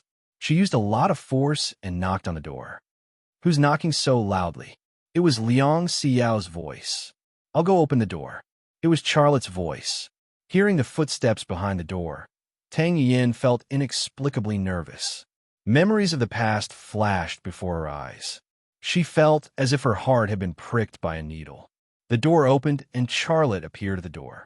Tang Yuyin looked at him. She couldn't say a word of what she had originally thought of. Oh, it's Yuyin. Come in, Charlotte said. Tang Yuyin walked in. Yuyin. Long Bing greeted Tang Yuyin. Ah, Bing, Tang Yuyin replied, but she avoided Long Bing's gaze. Liang Xiao didn't greet Tang Yuyan. She just looked at her, and there was not the slightest bit of kindness in her eyes. They were already sleeping on the same bed. How could she not know that Long Bing's trip to Japan might have been leaked by the Tang family? In the past, she and Tang Yuyan had a little friendship, but now it was gone. Have a seat. Charlotte invited Tang Yuyan to take a seat. I'll make you a cup of tea. What kind of tea would you like to drink? Tang Yuyan didn't sit down. She said, No, I'm not here to drink tea and chat. I don't want to be a third wheel and get in the way of your business. Let's get down to business. You know why I'm here. Charlotte nodded. Well, I'll make it short. The spy has been caught. It's my secretary, Qin Kaiwe. She has committed suicide. The body is in the security guard's lounge. I could take you to see it now. In addition, her belongings have been sorted out. You can take them away. Tang Yuyan was silent for a moment before she said, Is it your secretary? Charlotte said, Yes, it's her. Tang Yuyan said, I've seen your secretary more than once. I know what she's capable of. How could she be the spy? You must have missed someone. I didn't miss anyone. It's her, Charlotte said. I'll check again, Tang Yuyan said. Tang Yuyan, do you think you can check it just because you want to? This is Rema Group. It's not an ordinary company. It's related to the strategic interests of the country. Liang Xiao said, If you want to fight for political capital, I advise you to go to another place. What did you say? Tang Yuyan suddenly became angry. I think you heard it very clearly. I don't need to say it again, right? Liang Xiao didn't buy it at all. Xiao, don't say it. Charlotte said. Only then did Liang Xiao shut her mouth. Charlotte said again, Yuyan, take Qin Sayua's body and her belongings back. Rema Group can't investigate it just because they want to. Tang Yuyan looked at Charlotte suspiciously. What are you trying to do? Charlotte smiled. If there's really a spy, I'm more anxious than you. What can I do? Believe me, this matter is over. Ring, ring, ring. Ring, ring, ring. Tang Yuyan's cell phone rang. She picked up the phone. Hello, Godfather. What? This. Well, the investigation is over. This phone call was from Sherborne. When Tang Yuyan received this phone call, Charlotte secretly breathed a sigh of relief. This was because he knew that Fan Fan had already persuaded the higher-ups. This matter would be carried out according to his plan, not Tang Yuyan in 101 innings. Sherborne had personally called, which showed how much support the higher-ups had given him in this matter. He could go ahead and do it. After ending the phone call, Tang Yuyan said, I'll take the body and the belongings away. This spy incident is over. But I have to advise you not to play with fire. The help you get now may become a hindrance in the future. Thank you. Charlotte walked to the desk, took out a wedding invitation from the drawer, and then handed it to Tang Yuyan. I'll be married to Fan Fan on the 4th day of the 1st lunar month. If you have time. Tang Yuyan looked at Charlotte quietly. Do you still think you haven't hurt me enough? Charlotte smiled bitterly. Yuyan, I'm sincerely inviting you. If you don't want to come, then forget it. Tang Yuyan grabbed the wedding invitation from Charlotte's hand. I'll come. I like to see what the 3 bridesmaids' expressions will be like when you and Fan Fan hold your wedding. The 3 bridesmaids she mentioned were obviously Liang Xiao, Long Bing, and Jiang Rui. Liang Xiao rolled her eyes at Tang Yuyan. Long Bing had been very calm, as if she hadn't heard this sarcastic remark. Tang Yuyan turned to leave. Charlotte didn't ask her to stay. In life, some people and things should be let go when it's time.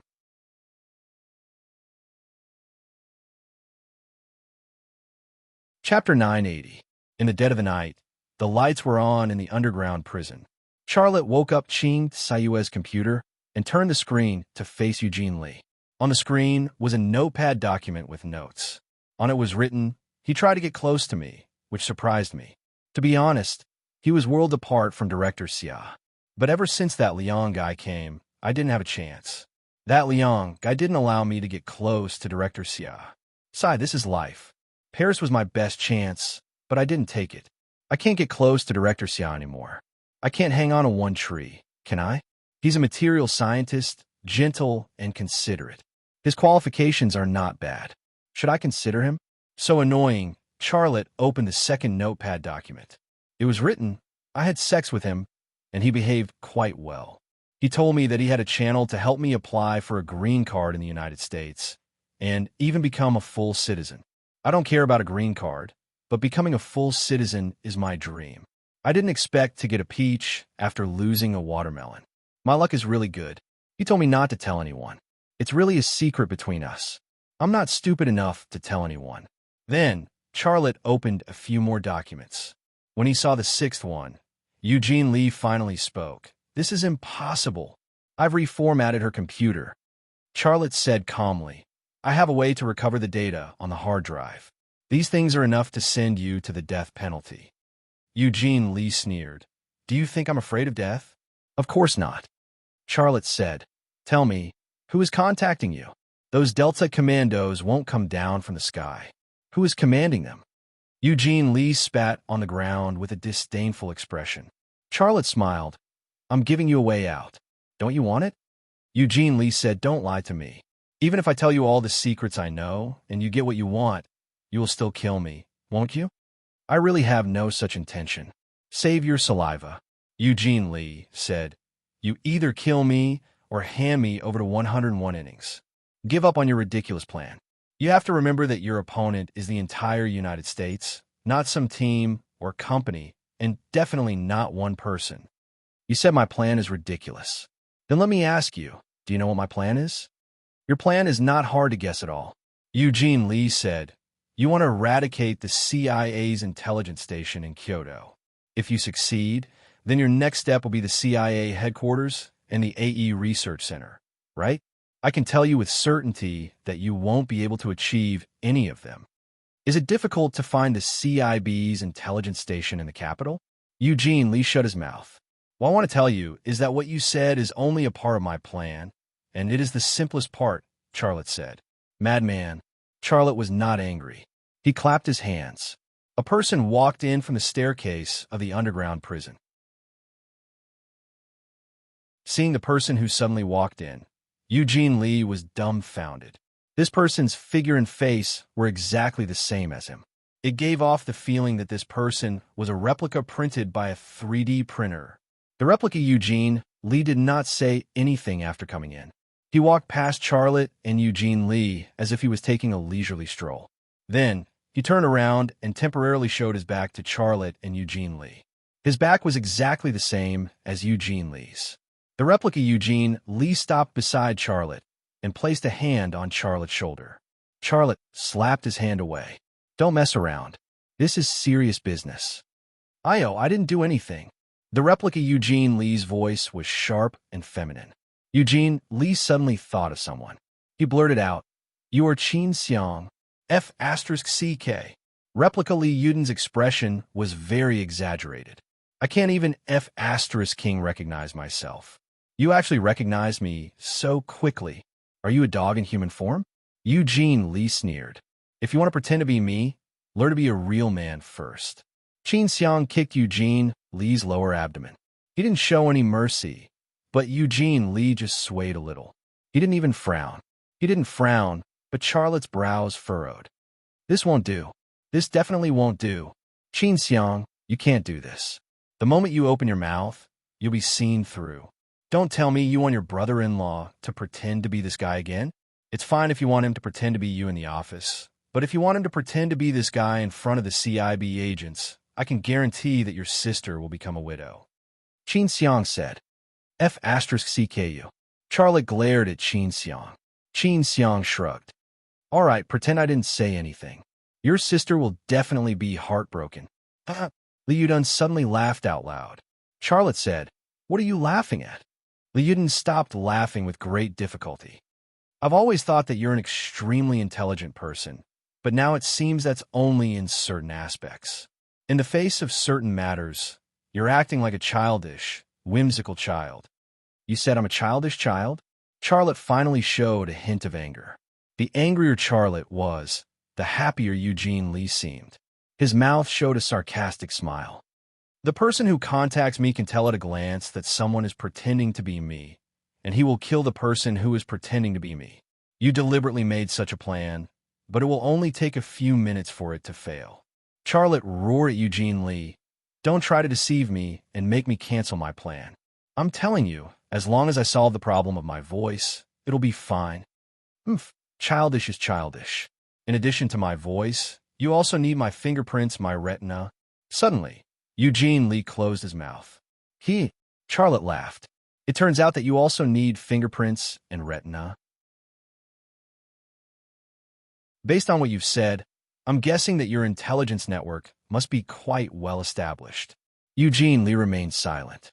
Charlotte operated on Qin Sayue's laptop, and a video file that had just been recorded began to play. On the screen, Eugene Lee sometimes spoke, sometimes was silent, sometimes was surprised, sometimes was angry, and also his body language. This was simply an instructional video of a mimicry show. Li Yuden could no longer maintain his composure, and his expression changed. Only now did he realize that everything just now was just a prelude for Charlotte to get this instructional video. Qin Xiang, go back and rest. I'll talk to you tomorrow, Charlotte said. Qin Xiang curled up the corner of her mouth. You let me go after using me, stinky man. Charlotte was speechless. After Qin Xiang left, only Charlotte and Eugene Lee were left in the underground prison. There was one less person, but there was a strange and tense atmosphere. Do you want to copy my fingerprints and my membrane? Eugene Lee asked tentatively. Charlotte said, the former is a copy, and the latter is borrowing. I recall the first time I met you. At that time, I didn't notice that there was a faint mark on your left eye socket and brow bone. Now that I think about it, it should be your left eye that touched the scanner. So, I only need to borrow the cornea of your left eye. That's impossible. Eugene Lee looked at Charlotte with a horrified look. He didn't believe that Charlotte could still recall the first time he met him, and could also discover the almost impossible secret based on such a memory. He felt that to be able to do this, Charlotte's eyes were a combination of a camera and a microscope.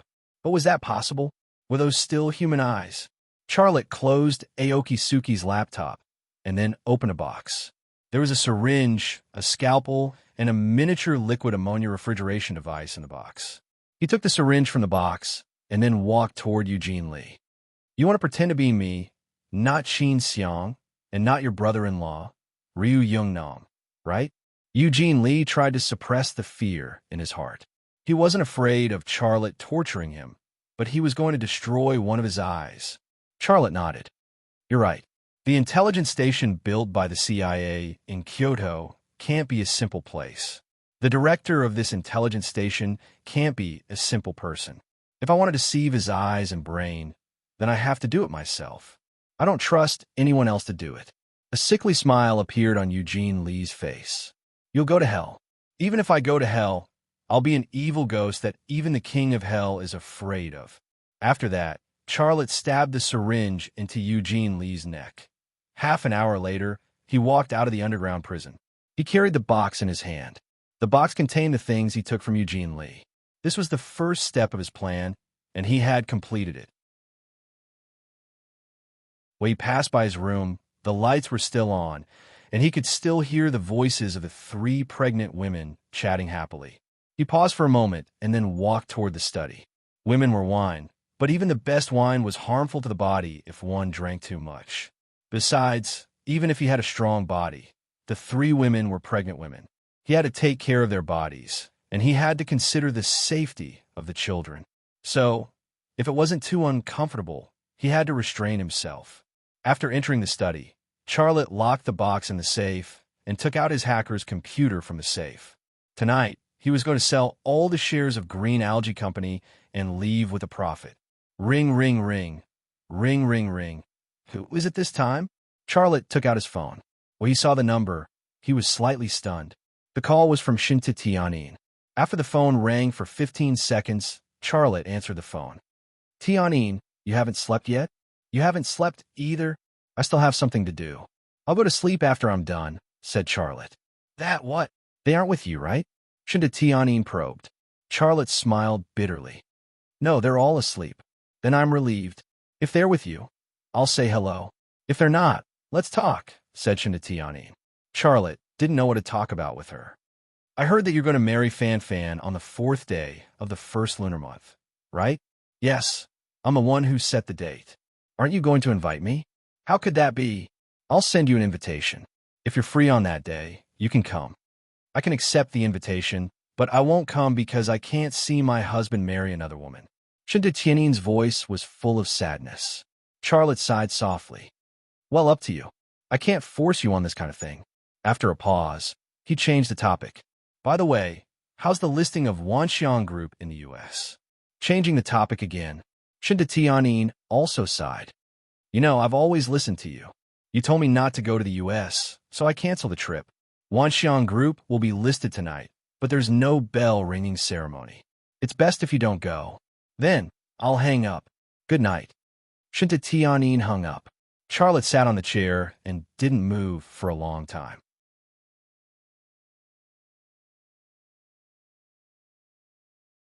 Chapter 981.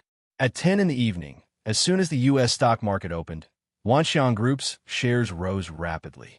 It was the same with Green Algae Corporation.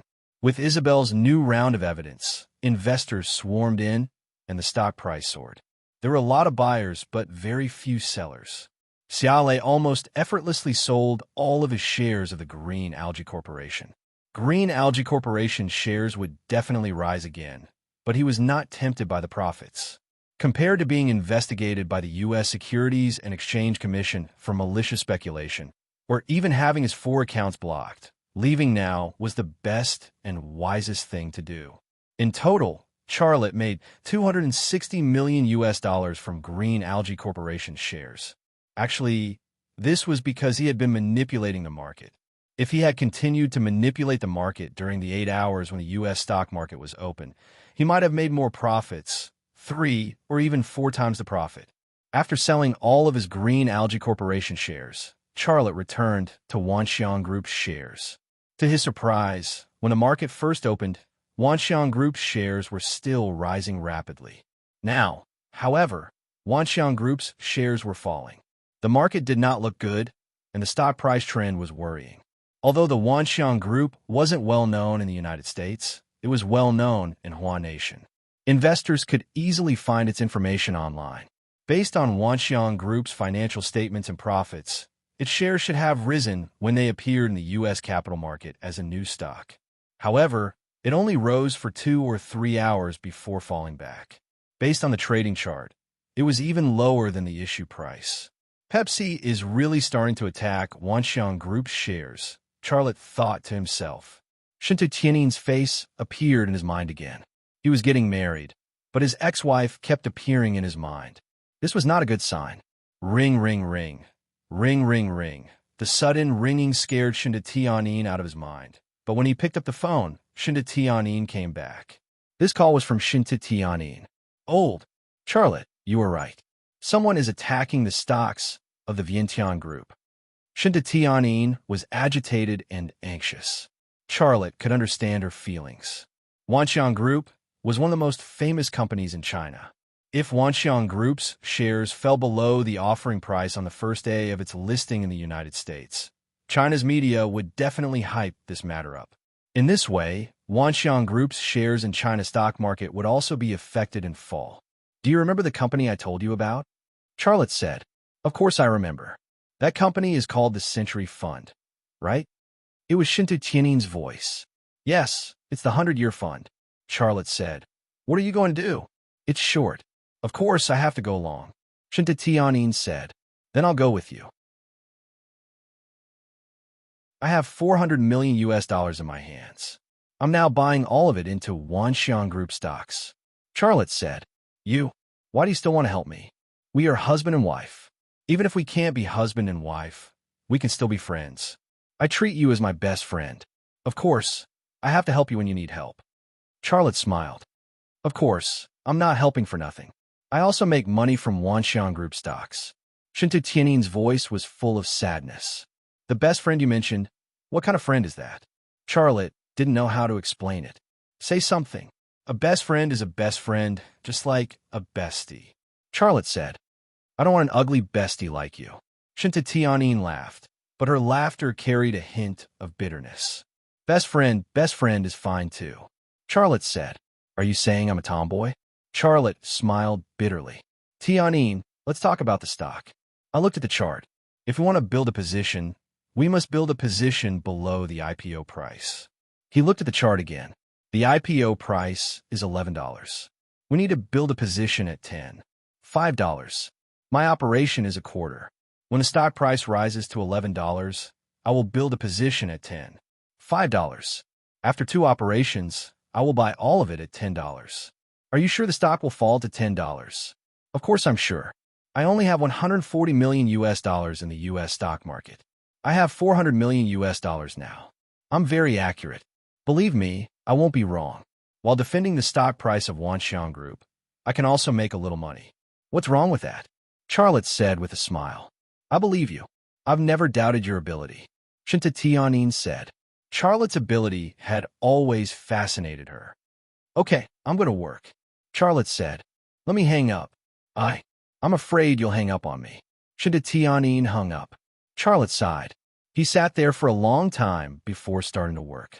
A few minutes later, the surveillance footage of the 100-Year Fund's headquarters appeared on the hacker's computer. In a multi-purpose conference room, the CEO of the 100-Year Fund, Connor, smashed the coffee cup in his hand onto the floor.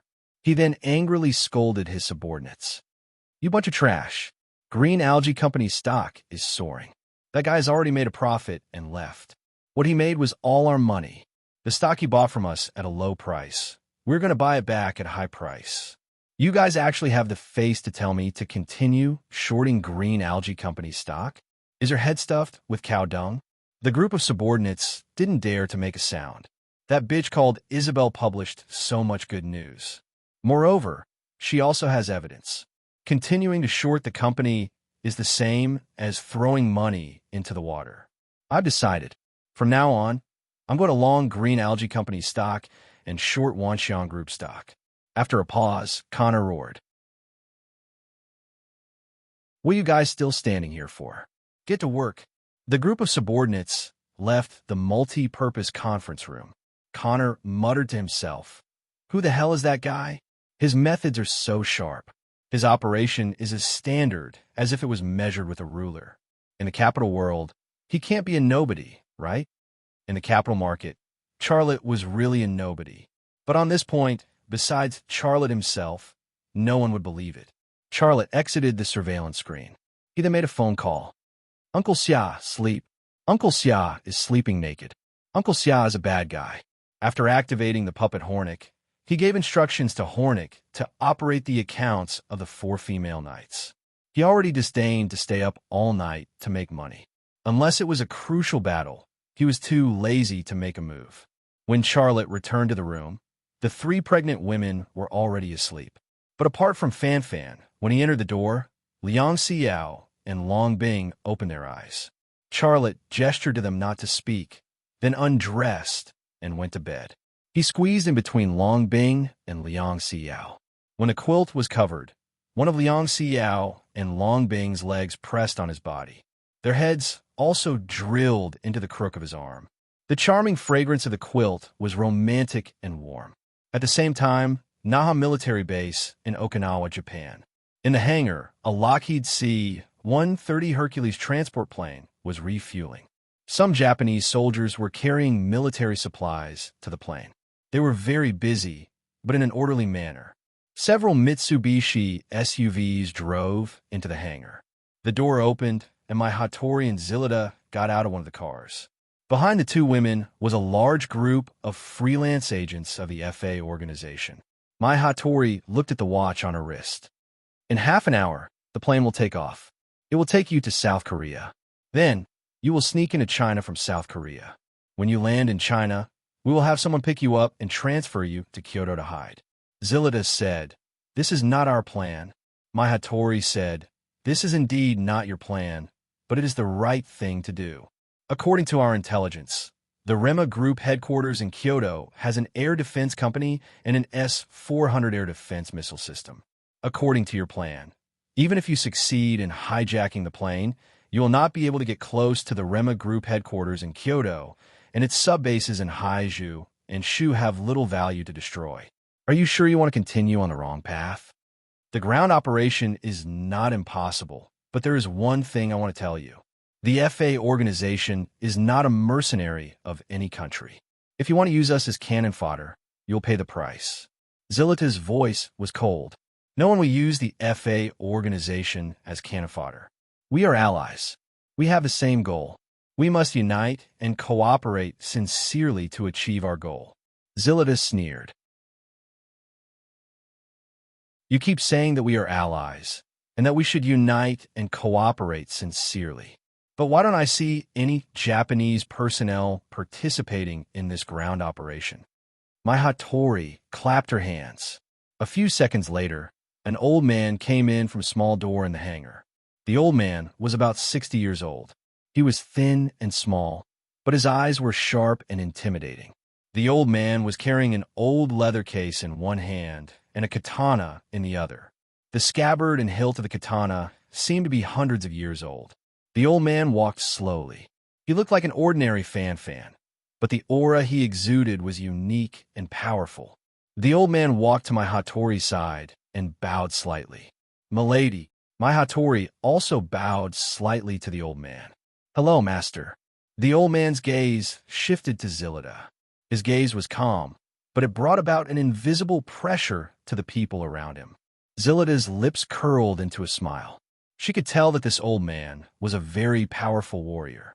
My Hattori said, "This is the guardian of our Hattori family, Hattori Hakusai. He is representing our Hattori family. Isn't this enough to show our sincerity?"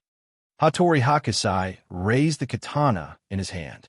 Immediately, a dozen ninjas in ninja clothes appeared from all corners of the hangar. They moved quickly and silently. Zilita said in a deep voice, "I believe in your sincerity." My Hattori smiled and said, "I wish you success." After a pause, she moved closer to Zilita and whispered, "If you kill Xiaolei, please cut off his D*CK and give it to me." Zilita was speechless.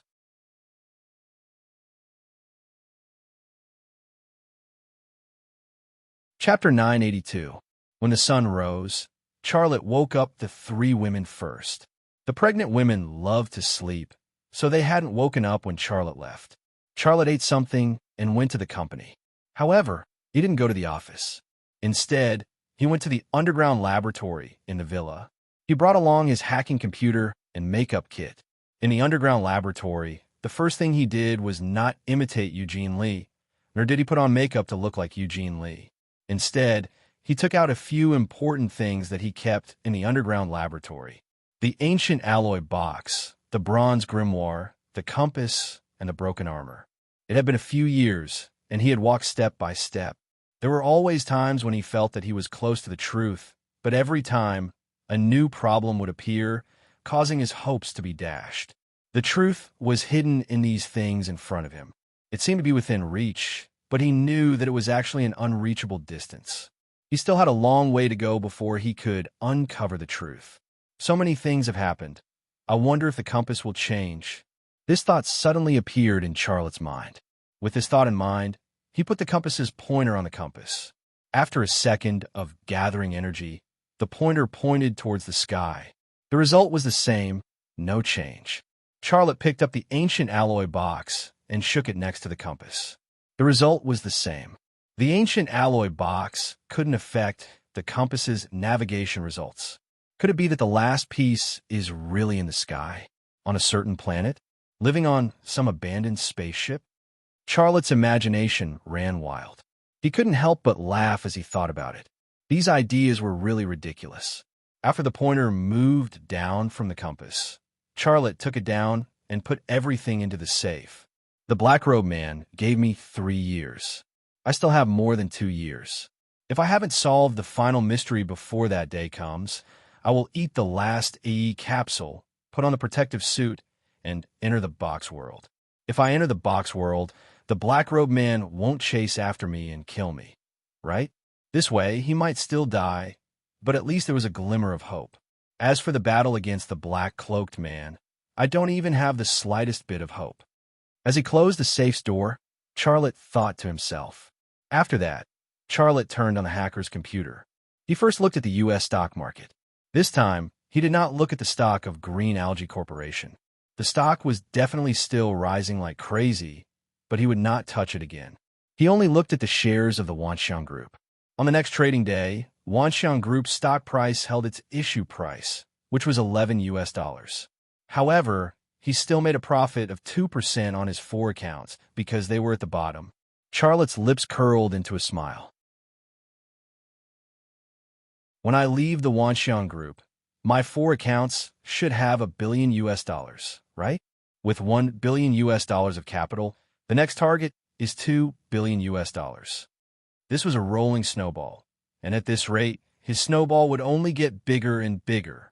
Part of this money would be used to expand Rema Group, and part of it would be used to destroy it.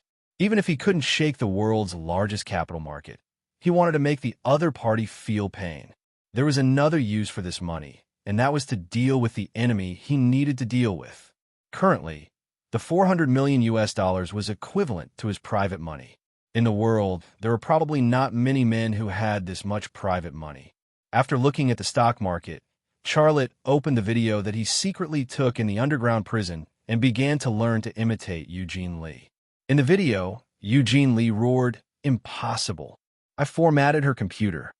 Eugene Lee's expression as he spoke, the shape of his mouth, and even the few crow's feet at the corner of his eyes, all entered Charlotte's vision. His mind kept replaying the changes in Eugene Lee's facial expressions and body movements. At the same time, he was also trying to precisely manipulate his nerves to command his body to imitate Eugene Lee's movements. Therefore, he also roared, "Impossible." I reformatted her computer. Don't lie to me. Even if I tell you all the secrets I know, and you get what you want, you'll still kill me, won't you? Eugene Lee said. Don't lie to me. Even if I tell you all the secrets I know, and you get what you want, you'll still kill me, won't you? Charlotte said. Save your saliva. Save your saliva. Gradually, Charlotte no longer needed the video to imitate. He closed his eyes, and everything about Eugene Lee emerged in his mind. His brain's command of his body became more and more proficient and more precise. His imitation also became more and more realistic. In the end, it almost reached a 70% match with Eugene Lee's characteristics. In fact, Charlotte's greatest ability was not processing ultra-precise parts, nor was it marksmanship, nor was it even researching and manufacturing weapons. His greatest ability was his ability to learn. Back then, he was just a part-time worker doing electric welding and moving bricks at a construction site. But now, he was the pillar of the nation, a national hero.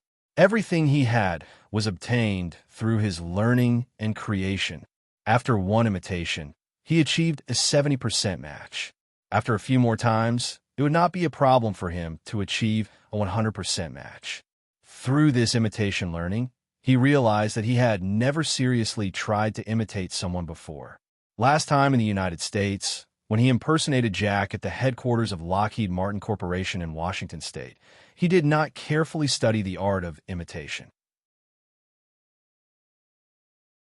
This time, he had to deceive the eyes and ears of the CIB receiver and had to enter the CIB's intelligence station in the Capitol. Therefore, he had to achieve a 100% match, and he had to study the ability of imitation. It was precisely during this imitation learning that he unexpectedly discovered that he had opened a door. Behind the door was a new world, the world of impersonators. In this new world, he was born to be a king. His brain had evolved to a height that humans had to look up to. It could control every nerve like a precision machine and make them respond according to the instructions of the brain. Whether it was the autonomic nerve, sensory nerve, or motor nerve, it could control whichever part it wanted to control. As he became more and more familiar with this ultra-precise control, when he reached a certain level, if he wanted one of his fingers to feel like it was being pricked by a needle, that finger would feel like it was being pricked by a needle. If he wanted his biceps to vibrate without his arm moving, his biceps would vibrate. He tried to slow down the movement of his lungs, and they would slow down. However, this was not the most important thing.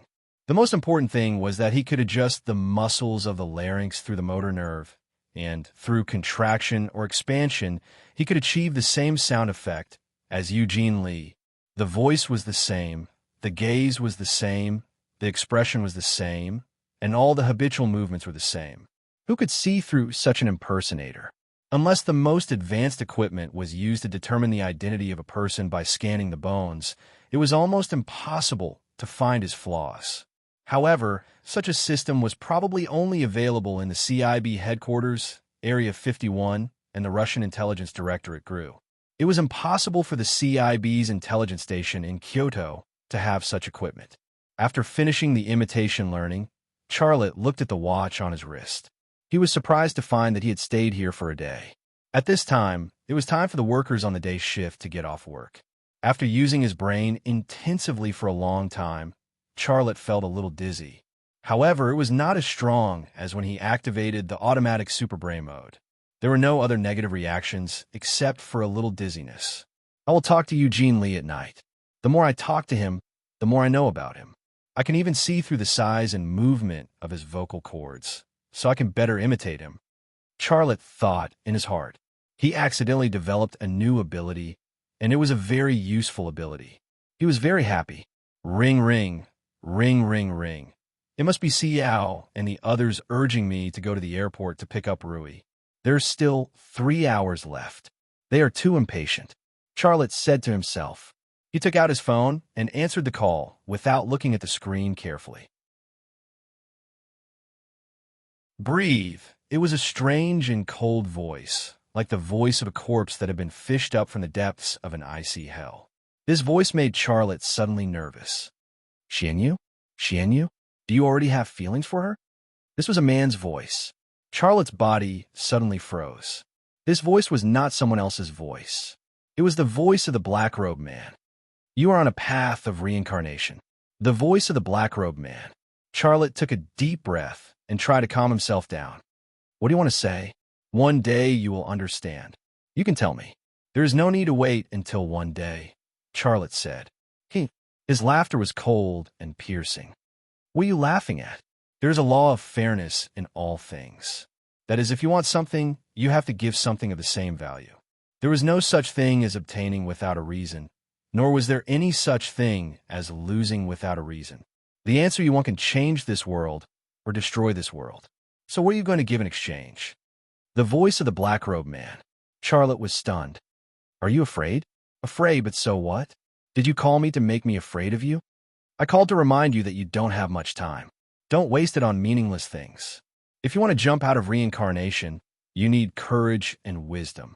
What reincarnation? Charlotte sneered. When did you become a Buddhist? You don't have much time. I know. I don't need you to remind me.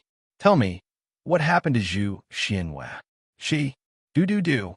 The sound of the call ending came from the phone. Hello? Hello?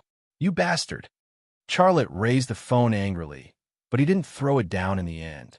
The underground laboratory fell into a deathly silence. It was like an ancient tomb, and the man standing in the tomb was just a living dead who suddenly climbed out of a coffin. Reincarnation? He mentioned 2 reincarnations. What does he mean? Charlotte's superbrain didn't work. When he walked out of the underground laboratory, it was already dark. The headquarters of Rema Group was brightly lit, like a pearl under the night sky.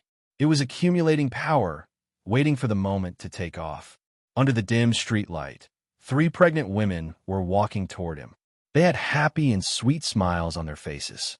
Seeing them, the corner of Xia Lei's mouth suddenly revealed a trace of a smile. Screw the time. Everyone will die one day. I still have more than 2 years. I'm going to do what he doesn't care about. To me, helping this country and people become stronger is the most meaningful thing. I want to leave a mountain of gold for my women and children. They and children's children won't be able to spend it all. Charlotte walked toward the 3 pregnant women.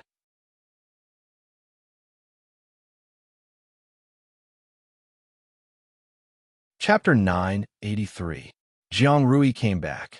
She had settled everything on Hai Zhu's side, including her resignation. She wouldn't go back to work this time in the capital. If she went back, she would only go to visit her parents. When Jiang Rui came back, there was a lot of excitement. The 4 women chatted in the dining room, and the child became the only topic. Their man wasn't as free as they were. He had to cook to feed his 4 pregnant women. It was tiring, but he was happy in his heart.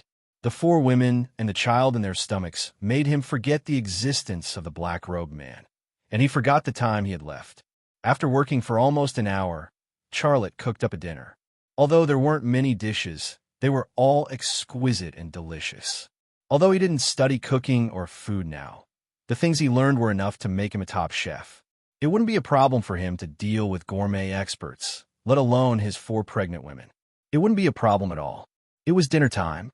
Because pregnant women couldn't drink, Charlotte didn't drink either. The 5 people sat around the table eating and chatting. The warm atmosphere of a family was thick.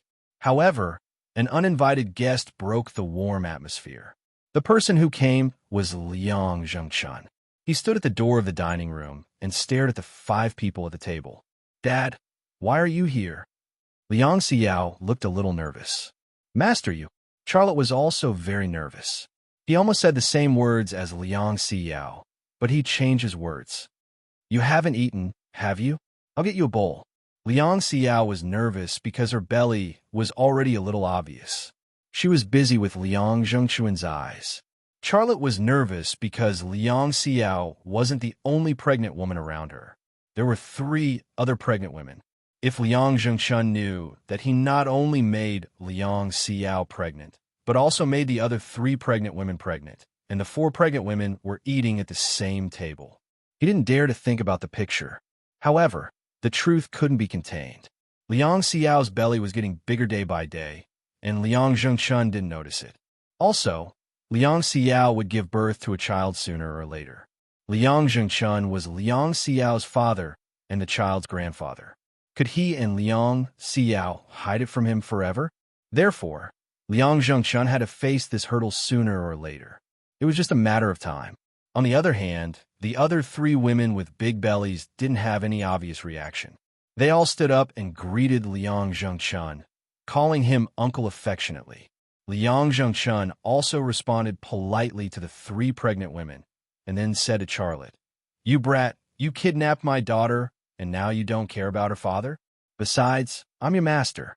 Charlotte braced himself and said, "Master, what are you talking about? How can I ignore you?" He did. After Liang Zhengchun returned to China this time, he bought a big house for Liang Zhengchun and gave him some money to let Liang Zhengchun spend his old age in peace. Therefore, when Liang Zhengchun said that he didn't care about him, he actually felt wronged. "Dad, what are you talking about?" Liang Xiao didn't like to hear this and was a little unhappy. Liang Zhengchun said with a smile, "Men are talking. Why do you interrupt? If this brat cares about me, why didn't he come to drink tea with me, chat with me, and practice with me for a long time?" Charlotte breathed a sigh of relief. "I'm going to get the wine right away. Tonight, we will have a good drink. Isn't that right? We haven't had a drink together for a long time. Tonight, we will have a good drink." Liang Zhengchun smiled. The 2 men sat at a table and drank, chatting idly with each other. The 4 pregnant women looked at each other, and then they all had a gloomy look on their faces.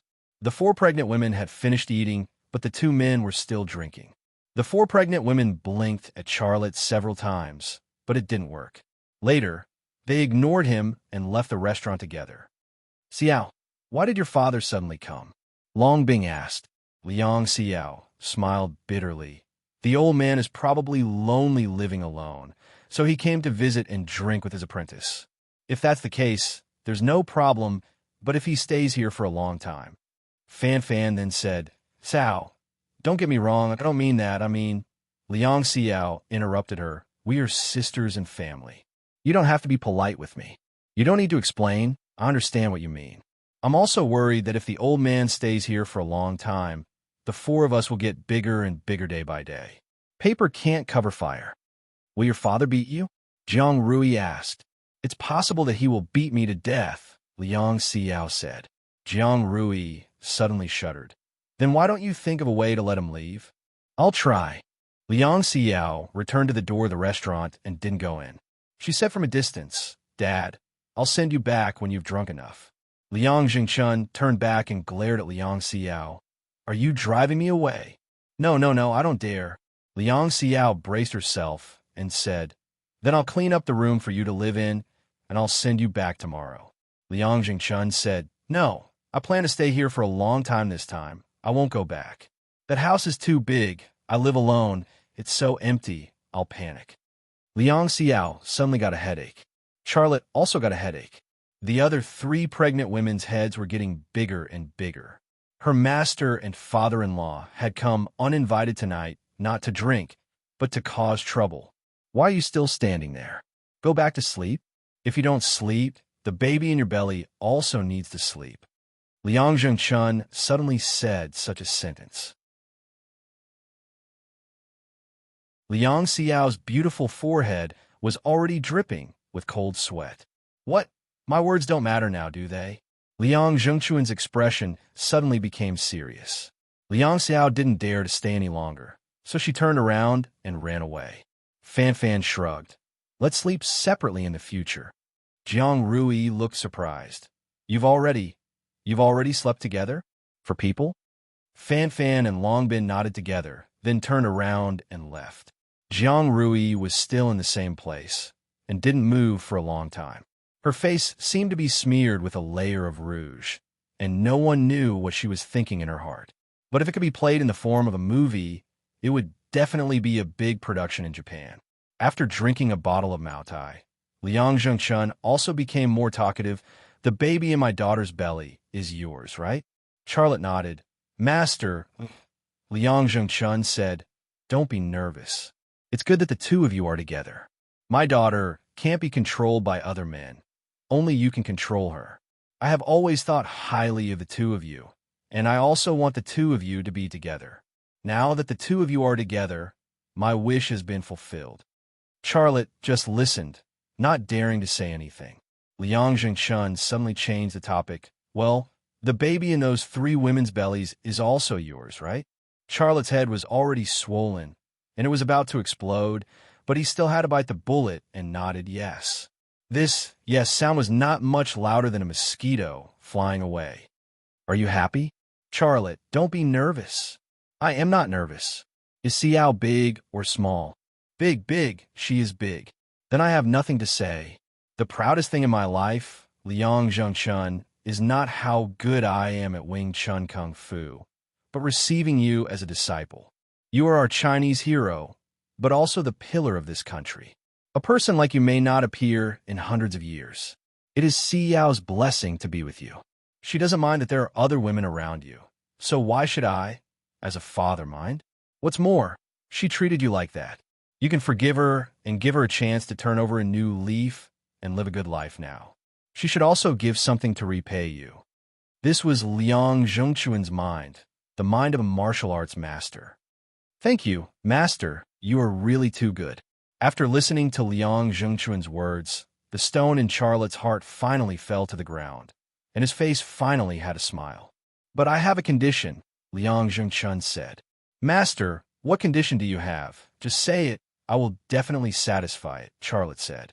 Well, I will say it directly, Liang Zhengchun said. I don't care what wedding you decide to have with other women, but your marriage with Xiao must follow the old tradition. The betrothal gifts of the matchmaker cannot be missing, and the clothes must be traditional, not a wedding dress. No problem, I agree. Charlotte was happy. Let me finish, Liang Zhengchun said. Lei, stand up and listen to me. Xiao Lei felt strange in his heart, but he still stood up. Liang Zhengchun also stood up. His expression looked very serious. Master, what condition do you have? Just say it. I am your son. You don't need to be polite with me. As soon as his voice fell, Liang Zhengchun suddenly knelt down in front of him. Charlotte was startled and hurriedly reached out to support him. Master, what are you doing? Are you trying to shorten my life? Let go. Liang Zhengchun's voice was very strict. How could Charlotte dare to let go? He held Liang Zhengchun's armpit. Master, if you have something to say, just say it. I will agree to it. Okay? If you kneel like this, how would I have the face to be your disciple? Okay, I will say it. Liang Zhengchun stood up. You know my family situation. Xiao's mother passed away a long time ago. I only have her as my daughter. The Liang family's bloodline can no longer be passed down in her generation. I don't have the face to see the Liang family's ancestors. My ancestors are the founder of Wing Chun. I can't let it be broken in my hands. I have a request. If you and Xiao have a son, let him take my Liang family surname. If it is a daughter, her surname will be Xia. In short, no matter how many children you and Xiao have, you must give birth to a successor from my Liang family. Do you agree? I agree. I agree, Charlotte hurriedly said. Even if we have to have 8 children, Xiao, and I will give birth to a successor for you. Ha ha ha. Good. Liang Zhengchun laughed. He was very happy. Charlotte didn't care about this kind of thing. He had 4 children. One of them taking his mother's surname was not unacceptable. He wasn't a conservative person. If the child took his mother's surname, wouldn't it still be his child? Lazy. Let's continue drinking. Tonight Master is happy. We won't go home until we are drunk. Charlotte, the spring festival was getting closer and closer. His wedding with the 4 women was also getting closer. If he only had 2 years left, then in this period of time, he would have to welcome the birth of his children, develop Rema Group, and lead Rema Group into the field of aerial weapons dominated by Lockheed Martin Corporation. To him, every second was precious. But now he had to waste most of the night drinking with his master and father-in-law.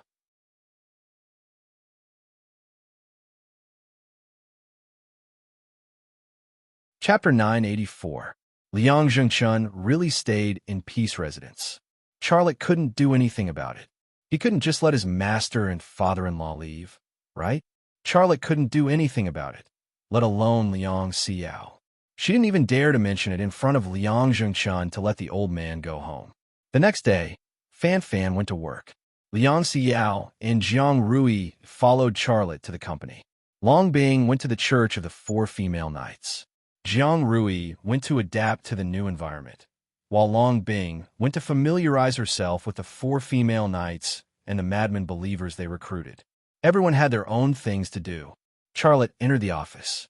Half an hour later, he walked out of the office and then walked to the material laboratory. His appearance was no longer his own, but Eugene Lee's appearance. Good morning, Minister Lee. The staff of the material laboratory greeted Charlotte one after another. Good morning. Charlotte imitated Eugene Lee's voice and greeted the staff in the laboratory, then walked to Eugene Lee's office. No one suspected him, and no one saw any flaws. He imitated Eugene Lee. There were no flaws in his appearance, expression, voice, or even eyes. The only flaw was that Eugene Lee was 182 meters tall, while he was 185 meters tall. A difference of 3 centimeters was difficult for ordinary people to see, but he also made the corresponding treatment. That was, the pair of shoes on his feet looked normal, but the soles were thin to 1 millimeter, almost like a layer of cocoon skin on the soles of his feet. Eugene Lee definitely had to wear shoes, and they were normal shoes. The soles couldn't be so thin, so this treatment once again narrowed the height difference between him and Eugene Lee. In this way, even this difficult problem was solved, and the flaws were almost zero. Entering Eugene Lee's office, Charlotte turned on Eugene Lee's work computer and began to work. He was really working. He had to complete the proposal for the new material, Mystic Gold X. Although he was pretending to be Eugene Lee and waiting for the contact to appear, he was not willing to waste time waiting. A day passed in disguise and work. The next day, Charlotte disguised himself as Eugene Lee and went to the materials laboratory to work and wait. This time, in addition to the proposal, he also added a new job, which was to enter the automatic super brain mode to research drones. With his previous experience of using the automatic super brain mode, this time he did not immerse himself in it for a long period of time. Instead, he limited the time he could use it. When he felt tired, he would immediately stop, and when he recovered, he would enter again. This way, not only did he avoid fainting, but it also increased his efficiency. During the day, he disguised himself as Eugene Lee and worked at the headquarters of Rema Group. At the same time, he switched between the 2 identities of Eugene Lee and Charlotte. At night, he entered the U.S. stock market and continued to snowball. His time was more fulfilling than anyone else's. Liang Zhengchun's move into Ping'an residence had actually brought him another benefit. That was, he had less time to waste with women, and he had more time to do things. As the days passed, no suspicious people contacted Eugene Lee. The CIB's intelligence station in Kyoto seemed to have suddenly moved from somewhere in Kyoto to space, and they could not find this place. On the other side of the work, Charlotte made rapid progress. Half a month later, a complete Mystic Gold X proposal was completed. With this proposal, Rema Group could invest funds to purchase equipment, recruit corresponding technical personnel, and enter the preparation stage. Another half a month after the completion of the Mystic Gold X proposal, Rema Group's first drone was also born in Charlotte's brain. From the avionics system to the gas turbine engine, to the radar and weapon system, and even the size and shape of each component were stored in his brain. The drone's material was not considered because Rema Group was about to possess the most perfect aerospace material in the world. The drone produced with Mystic Gold X would have the perfect stealth ability, and no radar in the world would be able to detect it. Currently, the most advanced drones were the UAE's Global Hawk, X-47B, Falcon, Predator, Shadow, the UK's Thunder God, France's Neuron, and Israel's Harpy and Heron drones. None of the top 10 drones in the world were from China. However, this page of history would soon be turned over. Once Rema Group's drone was born, it would become the most advanced and terrifying drone in the world because no one could detect it. Spectre, this was the name Charlotte gave to his drone. On the top 10 drones in the world, the UAE's drones occupied half of the list, and the king's position was almost unchallenged. Rema Group's Spectre hadn't been born yet, but it already disdained the so-called top 10 drones in the world. On the day of the Spectre's birth, the world of drones would usher in a new king, and the world of drones would also add a new ranking, and this ranking would only include Rema Group's drones. In 1 month, the design of the Mystic Gold X production system was completed, and the design of the Spectre drone was completed. This was a great achievement, and it was destined to shake the whole world. However, there was one thing that made Xiaolei depressed. No one had appeared yet. His plan to pretend to be Eugene Lee was still at the stage where it was, and there was no progress at all. The FA organization also puzzled him. The FA organization's plan A was personally crushed by him, and the headquarters in Mexico was also blown up by him.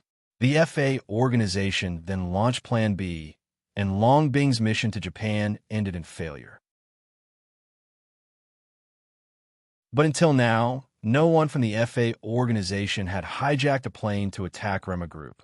Rema Group had stationed an air defense company and an S-400 missile system. The FA organization learned this information and knew that hijacking a plane could no longer achieve its goal, but the ground operation could still be carried out. However, there was still no movement. It gave him the feeling that all his enemies had gone into hibernation during this month, fattening up and not getting in the way. The enemies didn't come, but the Spring Festival came. On the eve of the Spring Festival, Rema Group decorated the place with lanterns and colored streamers, distributed New Year goods, and gave out bonuses. It was a festive atmosphere, but in Peace Residence, it was a different scene. "Oh, look at you." Qin Xiang leaned against the makeup mirror and looked at Charlotte, who was tidying up the Tang suit. Ryu Yungnam was holding a melon skin hat, waiting to put it on Charlotte. He also said with a smile, "Brother, I have never seen you wear a Tang suit, but I didn't expect you to look so good in it. You like it?" Xiaolei said with a smile, "When you and Xia Shui get married, I will also get you a set and hold a traditional wedding for you." Ryu Yungnam hurriedly waved his hand. "Brother, forget it. Shui said that she wants to wear the most beautiful wedding dress in the world. She wants a Western-style wedding, not a traditional wedding. She has the final say in the wedding, and I will do whatever she says." Qin Xiang rolled her eyes at Ryu Yungnam. "Look at you. You don't even have any manliness." Ryu Yungnam looked over with a strange look in his eyes. Qin Xiang shrugged. "Why are you looking at me? I don't need manliness at all. I just need to be beautiful." Ryu Yungnam was speechless. "All right, stop bickering. Put on the hat for me." Charlotte had already tidied up the Tang suit on him. Ryu Yungnam put the melon skin hat on Charlotte's head. In the mirror, there was a tall and handsome young man with fair skin. Coupled with the Tang suit, he gave people the feeling that he was a hero from ancient times who was skilled in both the pen and the sword. Charlotte smiled at the mirror and said, "Is the door closed?" Qin Xiang said, The front door and the back door are closed. Giovanna and Teresa are guarding the front door, and Rosa and Stella are guarding the back door. No one can come in. Charlotte nodded. That's good. This traditional wedding was what Liang Zhengchun wanted. His and Liang Xiao's wedding would not be public, and outsiders could not attend. Nowadays, social media was so advanced. If he let the workers attend, there would definitely be people taking photos and posting them on social media. He was a hero in the eyes of the Chinese. How could the media not follow the trend and hype up such a big event like his wedding? And in 3 days, he would hold a wedding with Fan Fan, and the people who would attend the wedding were all heavyweights or even super heavyweights. If his and Liang Xiao's wedding was exposed, how could he and Fan Fan's wedding go on in 3 days? Honey, are you ready? Fan Fan's voice came from outside the door. Yes, I'm coming. Charlotte went to open the door and then followed Fan Fan. Qin Xiang and Ryu Yungnam looked at each other inexplicably. Your brother is amazing, Qin Xiang said with a smile.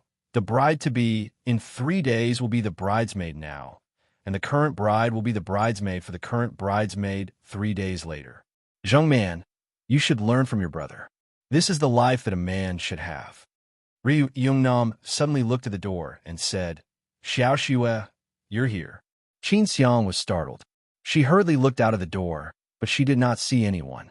When she wanted to hit Ryu Yungnam had already fled through the door. The main living room of Ping An House was pasted with a big red character and hung red lanterns. Even the floor was covered with a big red carpet. Liang Zhengchun, dressed in traditional clothes, was sitting upright in an old-fashioned wooden armchair.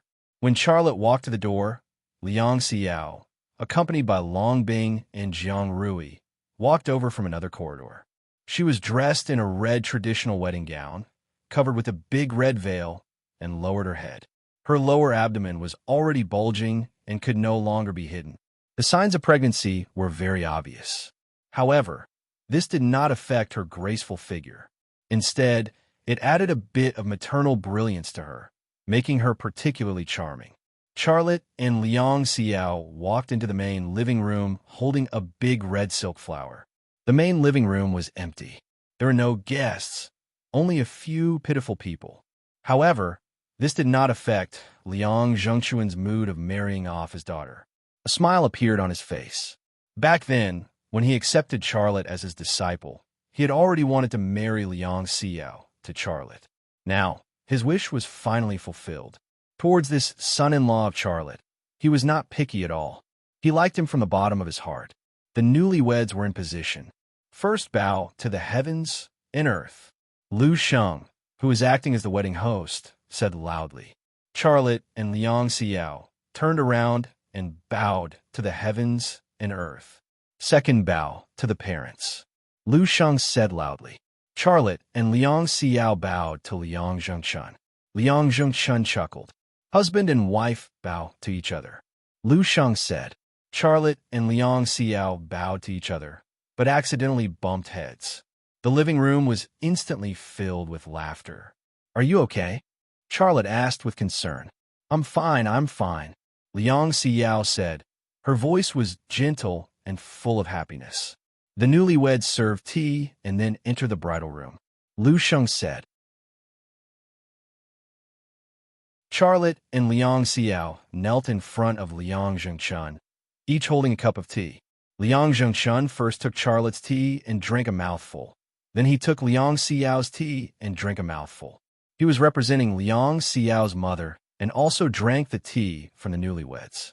After drinking Liang Xiao's tea, he gave Charlotte a red packet, but gave Liang Xiao a big red cover. Liang Xiao couldn't help but say, Dad, you gave Charlotte a red packet. Why did you only give me a date? Eat it and have a child soon. Liang Zhengchun said. Aren't I already pregnant? Liang Xiao said. Quickly eat it, then enter the bridal room. Liang Zhengchun urged. Only then did Liang Xiao put the date into her mouth and slowly chewed it. Charlotte helped her up and took her hand to enter the bridal room. Liang Zhengchun watched Charlotte and Liang Xiao leave and suddenly thought of something. He said loudly, Lei, be careful, Xiao is pregnant. Charlotte, Liang Xiao looked back and glared, but didn't say a word.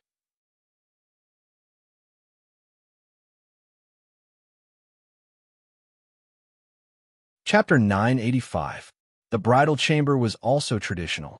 There was a big red dragon and phoenix quilt, a big red happy character, a big red wedding candle, and a lot of peanuts and dates scattered on the bed. Charlotte said with a smile, "Dad loves you so much. He knows you love peanuts and dates, so he put so many peanuts and dates on the bed for you." Liang Xiao shook off Charlotte's hand and said, "You're also bullying me. I'm ignoring you. Look at you in the bridal chamber." After that, she went to the bed and sat down, turning her head to the side. Charlotte looked at her and couldn't help but think of the first time he went to her house and almost had sex with her in the study. At that time, he felt that he was the happiest man in the world, and now that feeling was back. He and she had experienced so many ups and downs, but in the end, they still walked together and became husband and wife. "What are you standing there for?" Liang Xiao said that she would ignore Charlotte, but it didn't last more than 2 minutes before she took the initiative to talk to Charlotte. "Come and take off my veil." "Oh, I almost forgot. This is the penultimate step of the wedding," Charlotte said with a smile and walked over.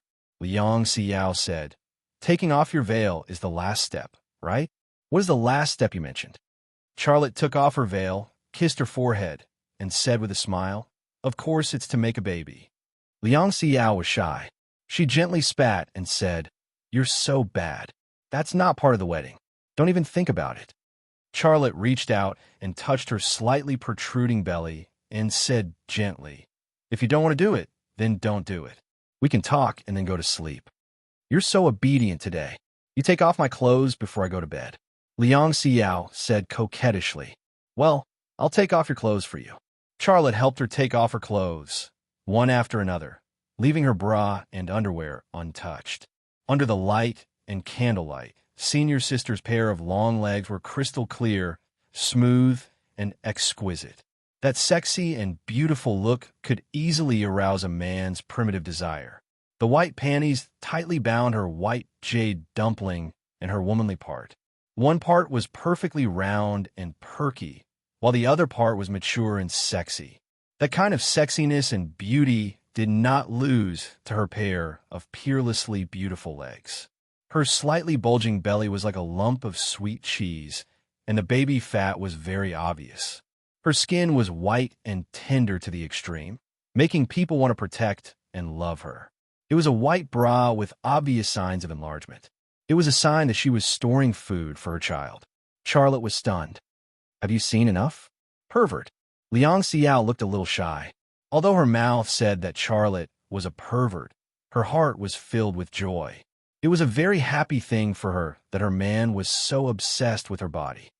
"I can't see enough for a lifetime." Charlotte reached out to untie Liang Xiao's bra, but Liang Xiao dodged. "Didn't I say it was just a chat? Why are you touching me again?"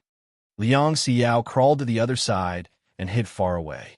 "Take off your underwear and let your skin breathe in the natural air. It's good for your body," Charlotte said as he took off his clothes and prepared to go to bed. Bang, bang, bang.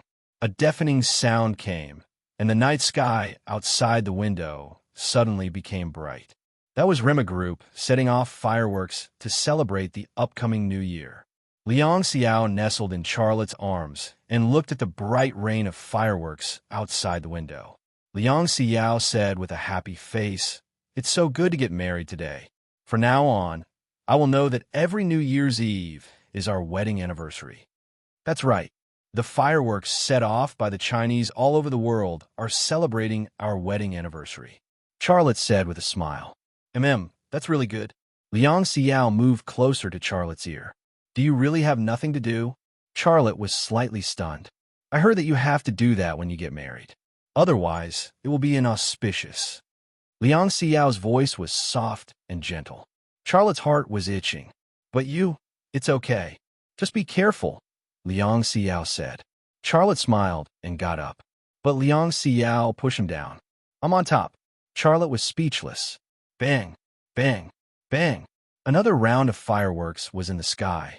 Setting off fireworks was something that both adults and children love to do. The dazzling fireworks lit up the night sky. Each burst was short, but that moment of brilliance would leave a deep impression in the minds of the people. Just as everyone was mesmerized by the fireworks, a short figure appeared in the forest behind the peace residence. His body was completely wrapped in black clothes, revealing only a pair of eyes. Even that pair of eyes looked like a part of the darkness, deep and cold. A katana was stabbed into his shoulder. The katana looked ancient, at least 100 years old. Behind the old man, there were more than 10 people dressed in black, standing quietly. They also seemed to be a part of the forest, like trees, silent and motionless. This thin figure was the guardian of the Hattori family, Hattori Michinoku. Standing behind him were the most elite samurai of the Hattori family. They were all trained by Hattori Michinoku, and they were all ninjas proficient in assassination. Their loyalty and combat effectiveness were not a problem. When the sky turned dark, the samurai of the Hattori family appeared in the forest. They were waiting for an opportunity to sneak into the peace residence to assassinate Charlotte. The peace residence was right in front of them. Could it be that the seemingly high walls wouldn't be able to stop these ninjas? But they still didn't dare to take any action. Putting aside Xiao Lei's own Zodiac Squad and the armed forces formed by the fanatical believers recruited by the 4 female knights, just the military personnel arranged by the state around the Rima group was not something they could deal with. Because the soldiers guarding the Rima group were the most elite special forces of the country. Their weapons and equipment were also the best in the whole of China. With just a dozen or so Hattori families wanting to invade the peace residence and assassinate Charlotte, the probability of this mission being completed was almost zero, maybe even less than zero. Hattori Michinoku picked up a pair of night vision binoculars. He saw a team of armed special forces patrolling along the outer wall of the peace residence.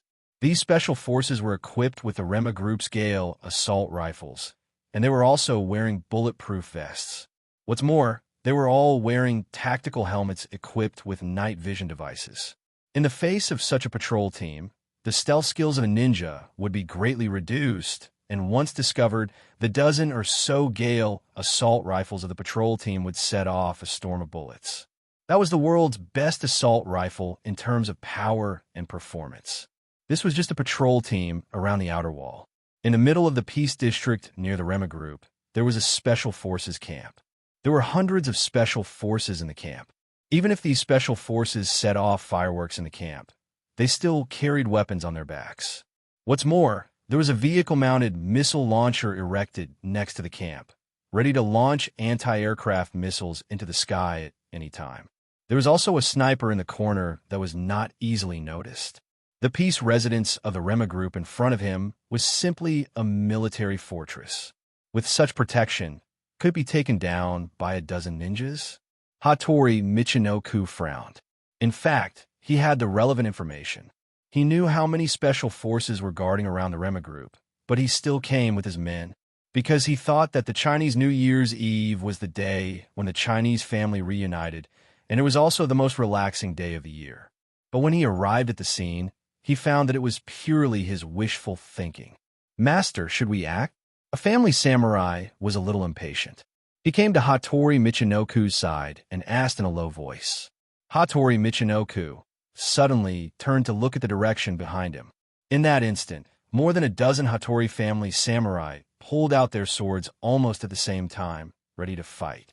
A tall woman appeared from the darkness, holding a modified sniper rifle in her hand. She didn't cover her face. It was the face of a Mexican woman. Her brown skin allowed her to have an advantage in the dark. This woman was Zillida of the FA organization. "Let your people come out," Hattori Michinoku said coldly. His voice was low and hoarse, but it had a chilling, penetrating power, giving people the impression that it was a sharp katana. Just a slight sound, but Hattori Michinoku already knew that someone was approaching, and that someone was lurking nearby. Just this, and his ability alone, made him fully deserving of the title of master. Zillida raised her hand, and in a few seconds, More than a dozen armed FA organization members appeared from their hiding places and quickly approached. These armed men from the FA organization were all wearing American equipment, armed to the teeth. Not only did they have powerful assault rifles and grenade launchers, but they also had two minigun multi-barreled heavy machine guns. With the firepower of these two minigun multi-barreled heavy machine guns, they could kill their way into the Peace residence and shoot everything inside into pieces. Mr. Hattori, when do you plan to do it? Zillida asked. Hattori Michinoku was silent for a moment before he said, It's hard to do it. We can guarantee that we won't be discovered by those special forces, but we can't guarantee that for you. Once you're discovered and someone shoots, the battle will be over in less than 5 minutes, and you will become corpses. Zillida's mouth showed a hint of disdain. My people are not afraid of death. She raised her hand and pointed at one of the armed men. The wardrobe man stepped forward and unzipped his jacket. Underneath the jacket, he was wearing a bomb vest, and it wasn't the kind of bomb vest used by terrorists. The explosive unit used was the U.S. military's high explosive, well-made, and powerful. Zillida said, with this bomb vest on him, he can blow up half of the Peace residence. Hattori Michinoku was slightly moved. Very good, you are real warriors. Well, we could be the vanguard. We will clean up the patrol team for you, and then we will enter from the back door and kill Charlotte. Zillida looked at her wristwatch. Mr. Hattori, we only have 5 minutes. Within 5 minutes, we must kill Charlotte and retreat. My warrior will detonate the bomb vest on him, and buy us time and opportunity to retreat. Hattori Michinoku nodded. Move! More than a dozen Hattori family samurai walked out of the forest. Each of them crouched, and under the cover of darkness and weeds, they sneaked toward the back door of the Peace residence. At this time, the patrol team had just rounded the corner of the wall, and the area behind them had been ignored by them.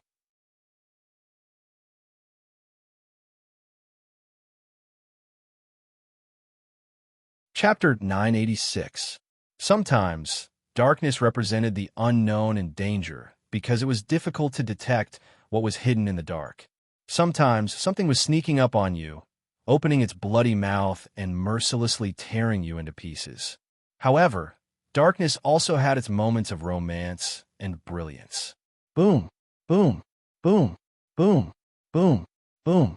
Just as the dozens of samurai from the Hattori clan were about to ambush the patrol team, the sound of cannons suddenly rang out from within the residence of Peace. Fireworks rose into the sky one after another and blossomed in the night sky, illuminating the entire area as if it was daytime. The warriors of the Hattori family hurriedly hid in the bushes on the ground, not daring to move even half a step forward. Also hiding in the bushes was the master-level ninja, Hattori Hakusai. He was no exception. Ninjas did not have special abilities that could turn invisible. Their stealth technique relied on the darkness and the environment to achieve their goal. If the sky was not dark and the environment was flat, even a master-level ninja would not be able to perform stealth in such an environment. However, the samurai of the Hattori family didn't give up. They believed that the fireworks in front of them wouldn't last long. At most, it would last for a few minutes. By that time, the patrol team would return, and that would be the perfect time for them to strike. Boom, boom, boom. Boom, boom, boom. Fireworks rose into the sky one after another, blooming in the night sky. Their brilliance and beauty could be seen from 10 miles away. Inside the Peace residence, a large group of believers set off fireworks and made wishes in front of the fireworks. On a piece of empty land, there was a pile of fireworks worth $5 million. It was enough for them to light up for a while. These fireworks were bought by Charlotte to celebrate his wedding with Liang Xiao, as well as the upcoming Chinese New Year. Money was no longer a meaningful number to him now. In the past month or so, not to mention the money earned by the Lima Group, the money he had earned from the U.S. stock market alone had reached $2 billion. Before the snowball hit the ground, some of it had already flown into the sky and turned into fireworks. 1 minute passed, and the fireworks were still going off. 2 minutes passed, and the fireworks were still going off. 3 minutes passed, and the fireworks were still going off. 4 minutes passed. Bang, bang, bang. Boom, boom, boom. Bastard. Doesn't he need money to buy his fireworks? Hattori Hyuzu was so depressed that he couldn't help but curse. At this moment, an old man suddenly climbed up one of the roofs of Ping Home. He was dressed in a traditional Chinese costume and held a bottle of white wine in his hand. He walked on the roof tiles and the ridge, swaying but not falling. More than a dozen samurai of the Hattori clan stared at the old man who had climbed up the roof, observing his every move. Because the old man wasn't too far away from them, the old man, standing on the roof, could easily spot them by the light of the fireworks. The old man gulped down a mouthful of wine and shouted at the sky, "Ashan, our daughter, is getting married. You're going to have grandchildren soon. Ha ha ha." This old man was none other than Liang Zhengchun, who was marrying off his daughter. His daughter married a peerless hero, and his son-in-law promised his first son to change his surname to Liang, becoming the successor of the Liang family. This was double happiness. The old man was so happy that he couldn't help but drink a few more glasses. It was all because of those glasses of wine. He didn't know how he climbed up to the roof to talk to Liang Xiao's mother and tell her the good news. After telling Liang Xiao's mother, Liang Zhengchun started practicing Wing Chun Kung Fu on the roof. He was a little drunk, but his Wing Chun Kung Fu wasn't sloppy at all. His movements were quick and sharp, and his movements were agile and light. He had the demeanor of a martial arts master. In the bridal room, Charlotte heard Liang Zhengchun's ghostly howl. He activated his X-ray vision and looked towards the source of the sound. Soon, he found Liang Zhengchun, who was practicing and shouting on the roof. He was being ridden by Liang Xiao and was speechless. "Dad seems to be on the roof." Liang Xiao's whole body was very gentle, including her voice. "Don't worry about him. My hometown used to be in the countryside. My house was also a bungalow. Every New Year's Eve, my father would climb to the roof to practice boxing and talk to my mother. He'll come down after a while. You don't have to worry about him falling. He is very skilled." "Well, then let him be. Wife, are you tired? If you are tired, let me serve you, okay?" Charlotte was also very gentle, including his voice. "No," Liang Xiao said playfully, "I am like this. I don't trust you. As long as you like it. Move a little. Do you have the heart to let a pregnant woman like me serve you like this?" On the roof, the old man was drinking and practicing boxing. The sky was full of fireworks, and the bridal room was full of spring. With a wall as the boundary, this small place seemed to be divided into two worlds. On one side, there was a tense and anxious world full of killing atmosphere. On the other side, there was a lively atmosphere of the new year and the bridal room. It was getting closer and closer to the time that Zilida said, but the old man on the roof showed no signs of leaving. Hattori Hakusha frowned. He pointed at Liang Zhengchun on the roof with his scabbard. A Hattori family samurai took out a crossbow and aimed at Liang Zhengchun. "Uncle Masahiro, what are you doing? Come down, come down. You are disturbing the bride and groom's bridal room." Qin Xiang's voice was heard. Whoosh! The crossbow's bowstring moved, and an arrow flew out. At that moment, Liang Zhengchun seemed to have heard Qin Xiang's warning. He somersaulted and jumped down from the roof. The arrow brushed past the sole of his shoe. Liang Zhengchun fell to the ground with both feet. He shouted, "Hoo, hoo, hoo!" Put a nail on the ground. He drunkenly picked up his right foot and looked at the sole of his shoe. There was a cut mark on the sole of his right foot. "Uncle Masahiro, go back to the house and rest. If you make a scene like this, the bride and groom won't be able to consummate the bridal room. Also, how could you jump down from such a high roof? What if you hurt yourself?" Qin Xiang was afraid that Liang Zhengchun would hurt himself, so he went over to help Liang Zhengchun up. I'm fine. The nail, there's someone," Liang Zhengchun said. "There's someone." Qin Xiang looked back at the back door. He did see someone, but it was Charlotte's two female knights, Giovanna and Stella from the Gray family. "There's no one? You accompany me for a drink," Liang Zhengchun said with a gulp. Okay, I got it. I'll accompany you to the room to rest." Qin Xiang helped Liang Zhengchun into the room. "I'm telling the truth, I'm not drunk." Liang Zhengchun couldn't communicate normally anymore. In the bridal room, Charlotte suddenly held Liang Xiao's waist with a serious expression. What's wrong? Did I hurt you? Liang Xiao asked with concern. Charlotte said, There's a situation. Stay in the room and don't come out. I'll go out for a while. What's wrong? While speaking, Liang Xiao had already climbed down from the horse. Charlotte's reaction made her guess something, and she had a bad feeling in her heart. I'm not sure yet. Charlotte jumped off the bed and quickly put on his underwear. But after putting on his underwear, he rushed out of the door. Just now, he saw Yang Zhengchun somersaulting and jumping down from the roof. But at that moment, his left eye, which was in the state of X-ray vision, caught a glimmer of light. It was very fast and disappeared in the blink of an eye. It was almost impossible for a normal person to see such a fast object, but for him, it was nothing. At this moment, he quickly replayed that scene in his mind.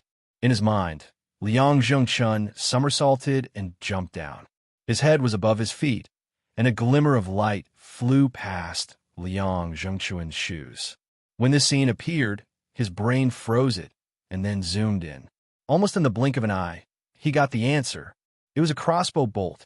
The crossbow bolt flying at high speed in the air, its metal arrowhead illuminated by the light from the fireworks. This was the reason why his left eye caught a glimmer of light. Enemy attack. This thought suddenly appeared in Charlotte's mind. His heart suddenly tensed up, and his alertness was raised to the highest level. His eyes quickly scanned every corner of Peace House, looking for the intruder. At the same time, he waved his arm and made tactical sign language to Giovanna and Stella, who were guarding the back door. Giovanna and Stella were curious as to why Xia Lei ran out in only his underwear. But when they saw him using tactical sign language, they followed suit and got into battle mode. Giovanna pulled out the bolt of the Gale assault rifle. Stella put a finger between her lips and whistled loudly. This was a signal to fight. The armed believers who were dismantling the fireworks box were stunned for a moment, and then immediately ran to the back door. Each of them also took out their guns and entered battle mode. Outside the wall, Hattori Hayakushida also heard the loud whistle. He looked up at the sky, and the lively sky had returned to its calm state. A second later, he suddenly climbed up from the grass, turned around, and sprinted. Retreat. More than 10 Hattori family samurai disappeared into the darkness. When they came, they were careful and not fast, but when they retreated, they were as fast as the wind. At the edge of the forest, Zelida seemed to have realized something. She instinctively hid behind a tree. Who was Charlotte? Charlotte was the world's best sniper. No one dared to reveal themselves in Charlotte's territory, not even her. In a short 3 seconds, all the Hattori family members retreated into the forest. They noticed retreat. Hattori Hayakushida's voice was full of unwillingness. How is that possible? Zelita said. Those soldiers didn't react at all. Those soldiers? Those soldiers are easy to deal with, but there are many powerful people in Charlotte's family. The one on the roof, he's a martial arts master, Hattori Hayakushida said. Zelida looked at the back door of Peace House. The door was still closed, and no one came out to search. Remember, if you insist on taking action tonight, not only will you all die here, the mission will also fail. We only have one chance left, and that chance is Charlotte's wedding in 3 days. Hattori Hayakushida said coldly. Are you sure you want to die in exchange for our mission to fail? Retreat, Zelida ordered. She trusted Hattori Hayakushida's judgment. At the same time, Charlotte approached the back door. His left eye pierced through the wall and the door, quickly searching the grass covered in darkness and the forest in the distance. He saw grass and trees, but no one. The sense of crisis in his heart also disappeared inexplicably, like a beach that had been washed by the tide. "Xia, your gun." Giovanna's voice rang in Charlotte's ear. Charlotte retracted his gaze. "I didn't take it." See for yourself," Giovanna said. Xiale lowered his head to take a look, then turned around and left. "Go and inform the special forces. Let them search the grassland and the forest behind." Giovanna shrugged. What happened? Stella shook her head. It's probably a tactical exercise under special circumstances. Giovanna looked at Charlotte's perky butt, and she smiled.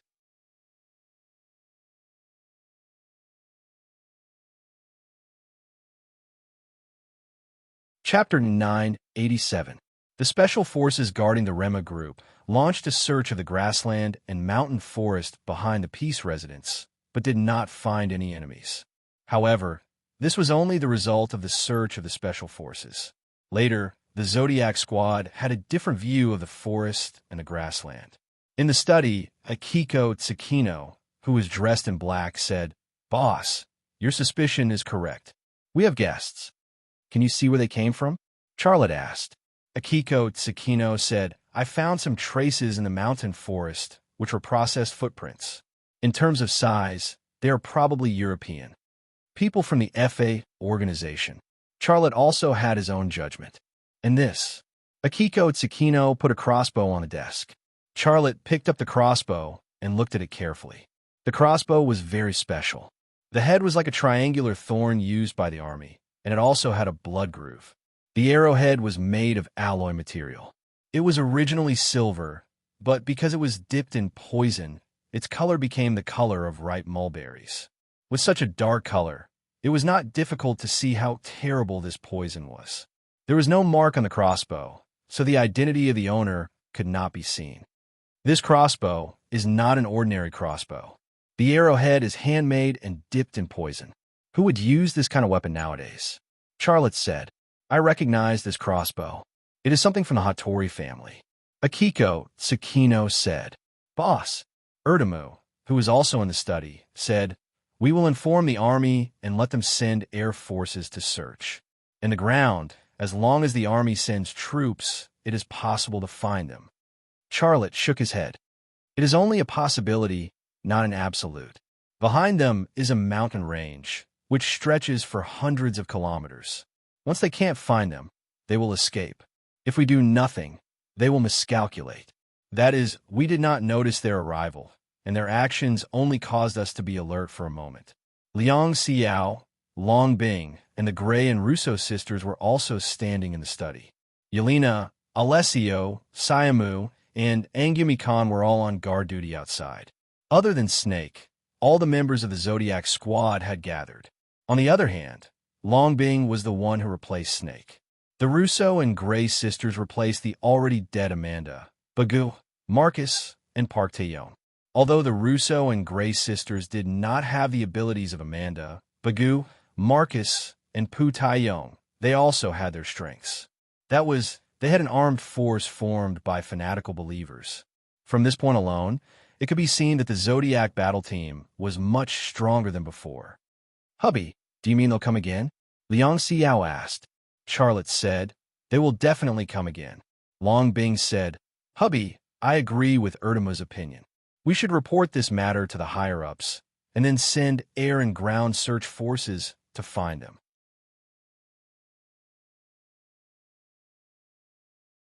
It's easier for the army to do this than for us to deal with them ourselves. Once the battle starts, no one can guarantee the safety of the people. What she said was right. In this land, the army was the absolute power, and no one could compete with it. Whether it was the FA organization or the Hattori family, they were like eggs under the tank tracks in front of the army, which could be crushed in seconds. Everyone's eyes focused on Charlotte, waiting for him to make a decision. Charlotte was silent for a long time before he said, "No, don't let the army come out." "Why?" Long Bing looked a little worried. Charlotte said, "It's very likely that the army will catch those people, but it's not absolute. After all, those people are not ordinary criminals or terrorists. Once they escape, it will be very difficult for us to catch them again. But this is not the only reason I made this decision. The real reason I made this decision is..." After a pause, he said, "My Mayflower Plan." The Mayflower Convention was the foundation of the United States. The target of Charlotte's Mayflower Plan was the United States. Whether it was his actions in the stock market or what he was doing now, they were all aimed at this goal. Among the people in the study, Long Bing and Liang Xiao knew the most. The others knew very little, but even Liang Xiao and Long Bing didn't know the whole content of the plan. It was not that Charlotte didn't want to say it, but there were some things he couldn't say. "Boss, what kind of plan is this?" Akiko Tsukino asked. Charlotte said, "Catch the people who invaded here tonight and kill them at most. They're not big shots, just cannon fodder. My goal is the CIA's intelligence station in Kyoto.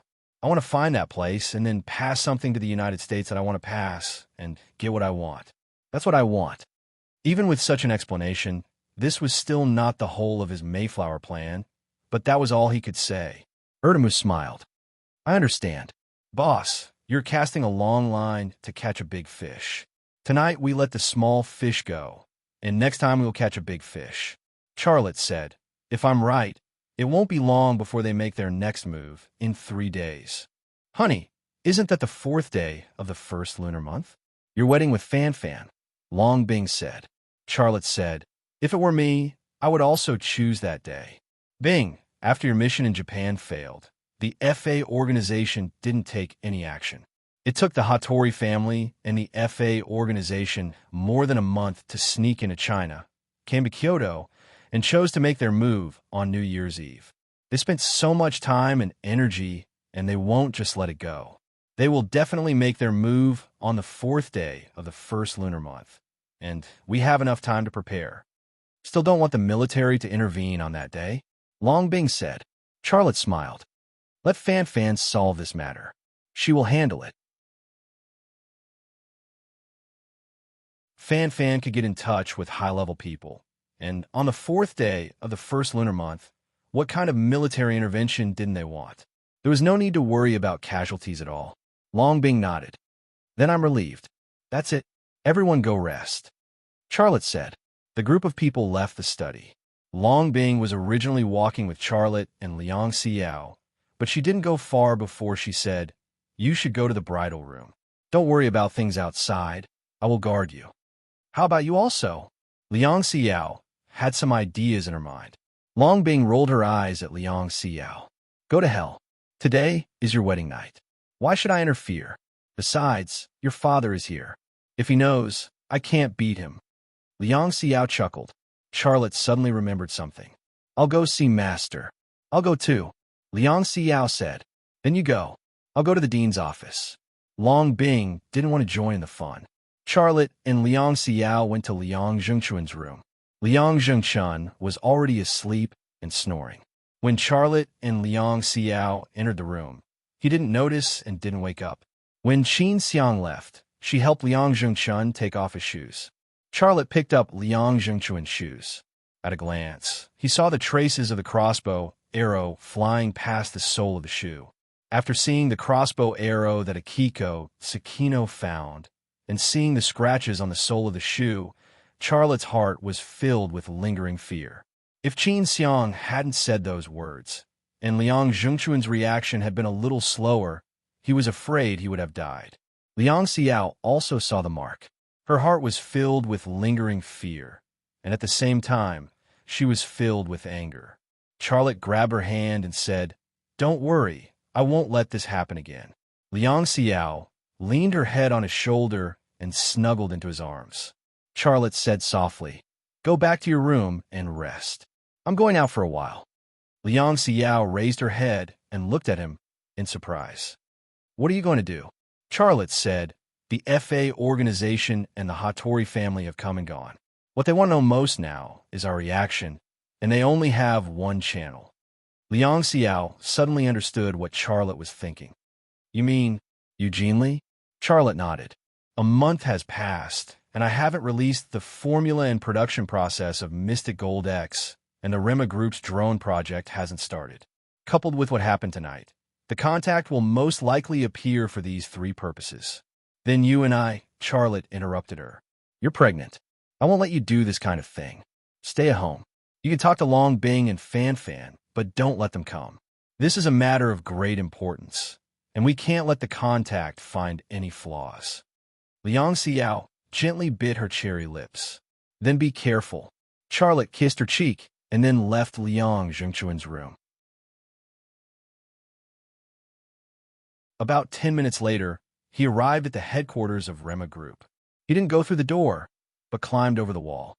After arriving at the office, he opened the safe, took out the makeup kit, and then put on makeup to look like Eugene Lee. He checked himself in the mirror, and after confirming that there were no flaws, he left the office and quietly entered the material laboratory. There was no one working overtime in a laboratory. It was empty and silent. Charlotte entered Eugene Lee's office. He put all the electronic equipment related to Eugene Lee on the desk, even the work computer. If the contact wanted to contact Eugene Lee, they would send a signal first, sometimes even a phone call. In the past month, he had been waiting for this signal every day, but the signal never appeared. Eugene Lee's phone didn't receive a call, not even an email or a text message. New Year's Eve passed, and the first day of the new year came. After what happened tonight, can that guy still keep his cool? Didn't the FA organization and the Hattori family ask for intelligence support? Charlotte was losing his patience. Another hour passed. Xiao Lei regretted giving up on his wedding night with Liang Xiao and running here to sit like an idiot. Another hour passed. Charlotte got up and was ready to leave. But at this moment, a pigeon suddenly flew in from outside the window. It landed on a sweet-scented osmanthus tree outside the window and cooed twice. Charlotte's heart skipped a beat, and he opened the window. As soon as the window was opened, the pigeon flew into Eugene Lee's office, then landed on the coat rack next to the desk.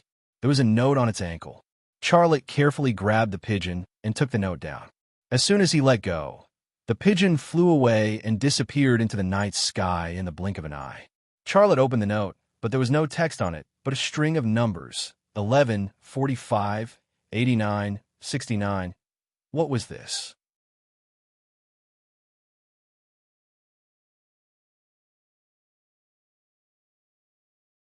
Chapter 988.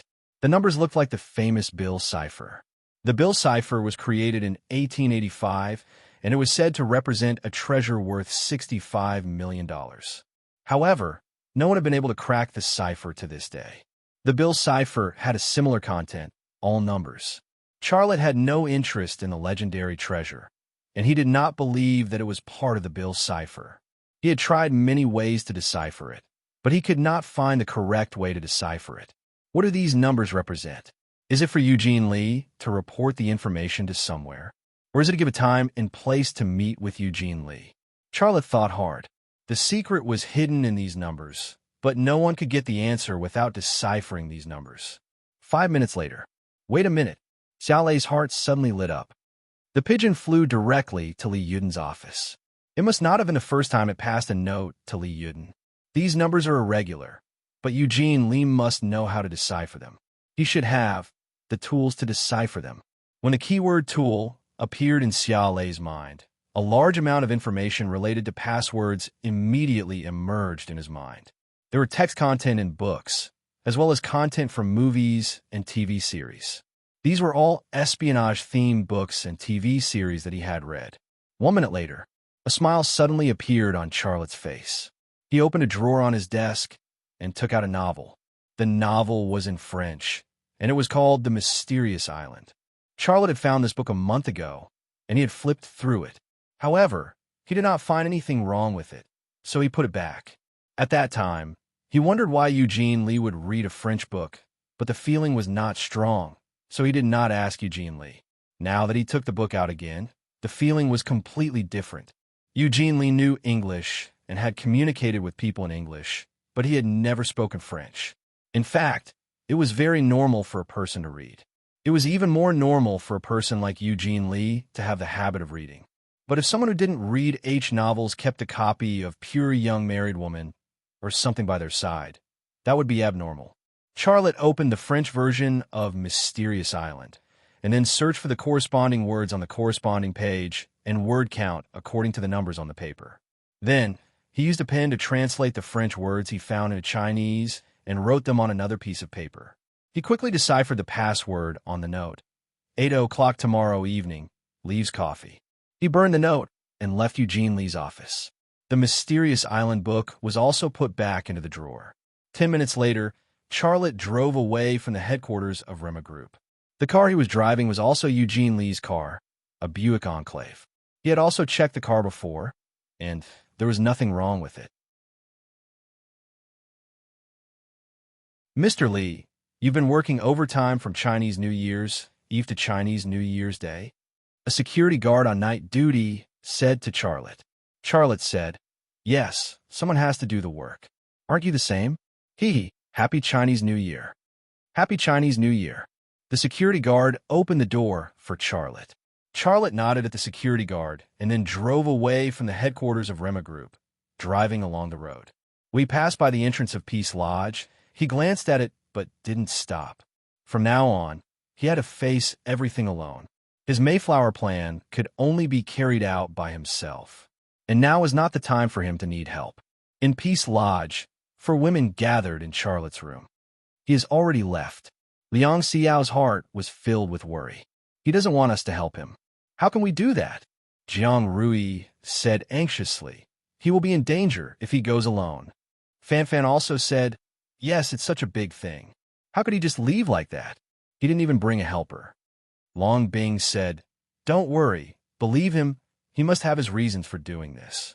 He and I have been through much more dangerous things than this. This is nothing at all.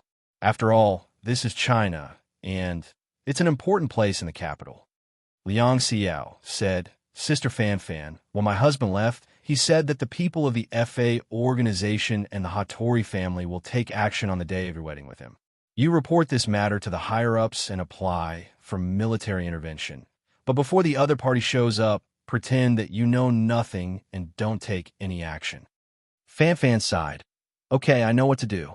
After a pause, she said fiercely, she wants to ruin my wedding with Charlotte. I will slap her a few times. Long Bing gave Fan Fan a thumbs up. Liang Xiao smiled. Sister Fan Fan, do you have to be so fierce? Fan Fan, Jiang Rui just smiled and said nothing. Charlotte's four wives could be divided into two groups. One was the normal group, whose members were Fan Fan and Jiang Rui, who had never killed anyone.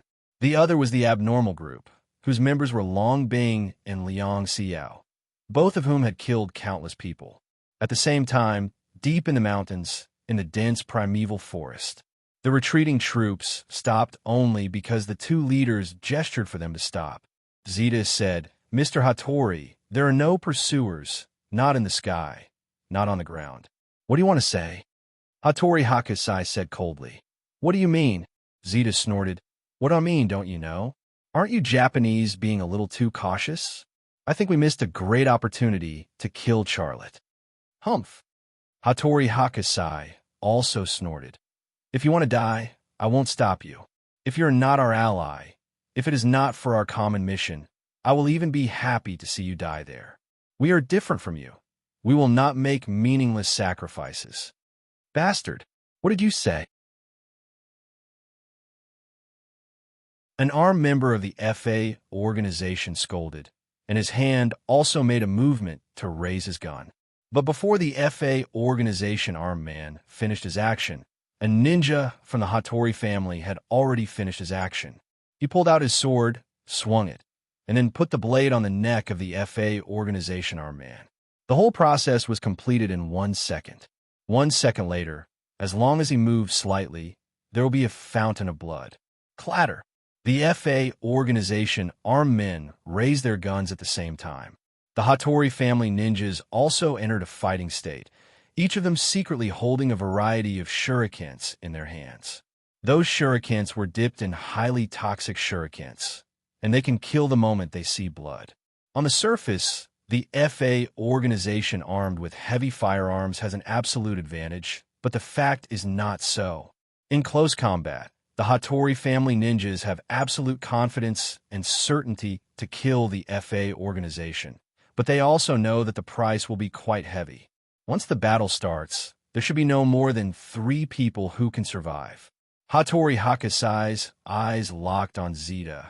His eyes were like 2 katanas unsheathed, incomparably sharp, bringing a kind of bone-chilling coldness. Hattori Hakusai hasn't made a move yet, but Zeta already felt great pressure. But it is just pressure. There is no trace of fear in her heart. She is an assassin who is as famous as Night Masha. She is not afraid to fight with Hattori Hakusai. The atmosphere in the forest suddenly became tense. At this time, if a naughty child threw a firecracker here, then it will lead to a bloody battle, and there will also be a lot of bodies on the ground. After a few seconds, Zeta raised her hand. Put down your guns. We are not enemies. The FA organization people immediately put down their guns, but still maintained enough vigilance. Hattori Hakusai also raised his hand. He didn't say anything, but the Hattori family ninjas all put down their weapons. Hattori Hakusai said, "Miss Zeta, I think you don't trust me and the Hattori family people. Can you tell me the reason?" Zeta said faintly, "It's not that I don't trust you. I doubt everything. This is my habit, and it is why I can live to this day." She said this, but in her mind, a scene in Japan emerged. It was when she met with my Hattori at the Japanese Secret Service headquarters. She heard the sound of breathing in the lounge, and when she left, she also heard the voices of my Hattori and Hattori Masao talking. Although she didn't listen to the end, she knew in her heart that in the Japanese plan, she and the people of the FA organization are actually cannon fodder. And she, in addition to remaining vigilant, actually has her own plan. I don't care what your reason is.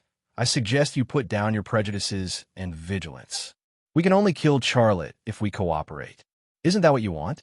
Hattori Hakusai said. "I agree."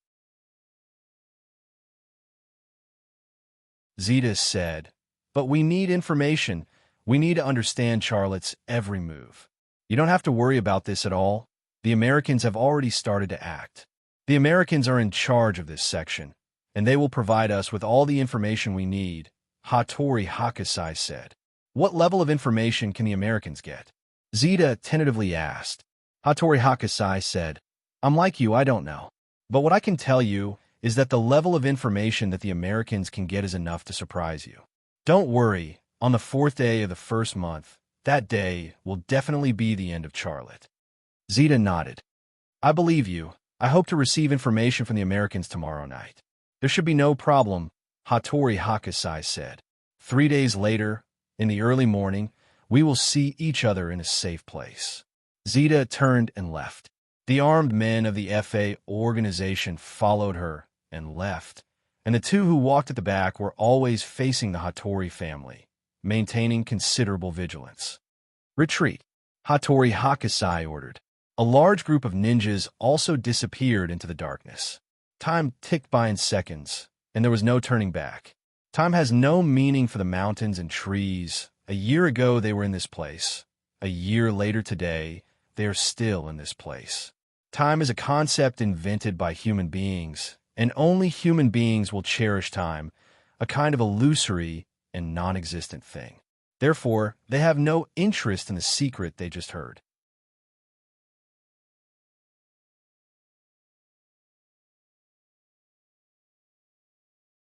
Chapter 989. At dawn, Charlotte arrived at a high-class neighborhood. Eugene Lee's home was in this neighborhood. In the past month, he came to this place a total of 10 times, 5 of which he stayed for more than 8 hours. In the past month, he had been hoping that the contact person would appear at Eugene Lee's home to meet him, but he didn't. Even so, he still insisted on coming back once every few days. This was necessary. He was now Eugene Lee. How could he not go home for a month? If that was the case, it would definitely arouse the suspicion of the CIB's intelligence station in the capital, and his plan would be ruined. Charlotte used Eugene Lee's key to open the door and walked in. Eugene Lee's home was very quiet. Not a sound could be heard. The living room and balcony were separated by a glass door and a curtain. Charlotte stood in the living room, his left eye twitching slightly. His left eye's vision immediately penetrated the curtain and the glass door, and another building entered his line of sight. His eyes quickly swept across the windows, observing everything he could see. It wasn't the first time he did this. Every time he came to Eugene Lee's home, you would observe like this. He didn't find anything the previous 10 times, but even so, he didn't let his guard down. The CIB was the world's most powerful intelligence agency, with tens of thousands of people, and every one of them had strict and systematic training. Not every one of them would become a field agent or a spy lurking in a hostile country. Some of these people were specifically used to monitor internal personnel, and their whereabouts and identities were more secretive. With Eugene Lee being such an important spy, how could the CIB not send people to monitor him? It was because of this reason that Charlotte had been observing from the first time he came until now. 1 minute later, Charlotte's eyes suddenly fixed on a window directly across from him. That window was also closed, and the curtain was drawn, but there was a gap between the curtain and the wall. There was a slight reflection of light in that gap. Charlotte used his left eye to close the gap, and he quickly saw what was behind it.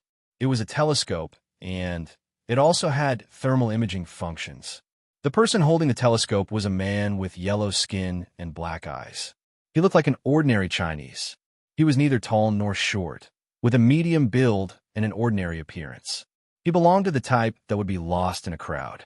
The watcher finally appeared. Charlotte was not surprised by the appearance of such a spy.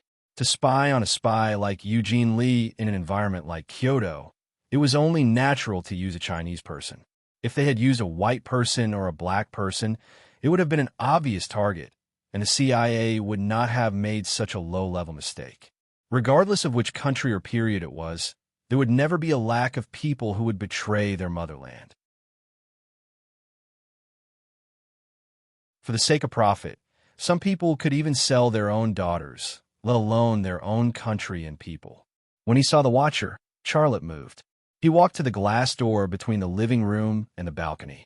He pulled open the curtain, opened the glass door, and stretched in front of the rising sun. The curtains of the window in the opposite building moved slightly. The watcher had already hidden behind the curtains. There was not even a gap left for Xia Lei to sneak in. Charlotte turned into the living room, sat on the sofa, and turned on the TV. He watched the news for a while, and then went into the bedroom. He took a shower and went to bed. He did all of this to match the characteristics of someone who worked overtime. He lay on the bed, but he didn't really sleep. He activated the ability of his left eye again, and through the wall and the window of the opposite building, he continued to observe the watcher. The watcher was still using the telescope in his hand to observe him. The telescope in his hand clearly didn't have the overdraft function, but it was almost there. He could see the thermal image of Charlotte lying on the bed, and thus determine if Charlotte was sleeping or doing something else. The watcher was very patient. He stood behind the window and maintained the same posture for a long time, not even moving. Charlotte withdrew his gaze. He couldn't maintain the state of X-ray vision for a long time, and it wasn't necessary. He thought to himself, where will the watcher report my situation to? The headquarters of the CIB, Langley? Or the Capital Intelligence Station of the CIB? In the past month, the contact didn't show up, but after what happened last night, the watcher appeared. It seems that the people of the FA organization and the Hattori family are in urgent need of intelligence support. They want to know my situation, and Eugene Lee is the only way for them to get information. Some situations could be guessed without using the superbrain mode. As soon as he laid down, Charlotte entered the state of sleep. He lay still, in a sleeping posture, but his brain was analyzing the situation, simulating the responses and results of various situations. In the end, when he had nothing to do, he simply began to think about the X-Secret Gold Project and the ghost drone to make it more perfect. Time passed quickly when he had something to do. Before he knew it, it was already 4 o'clock in the afternoon. It was time to get up. Before Charlotte got up, he used his X-ray vision to look at the situation on the other side. What made him speechless was that the guy was still in the same position, monitoring him in the same posture. It gave him a feeling that the guy was a plastic model in a clothing store, the kind that sold work clothes. After washing up, Charlotte came to the living room. He closed the glass door and closed the curtains. During this process, he saw the guy take out a satellite phone and make a call. During this process, the guy finally didn't use the binoculars in his hand to monitor him. Charlotte used lip reading to read the lips of the watcher. The watcher spoke in English.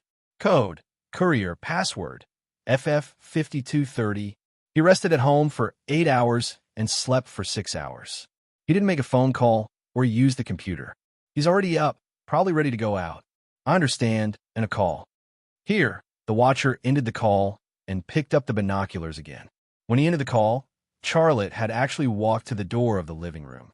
When he picked up the binoculars in his hand, Charlotte reached out to open the door. His timing was impeccable. It was just right. Charlotte opened the door and walked out with the briefcase he had prepared.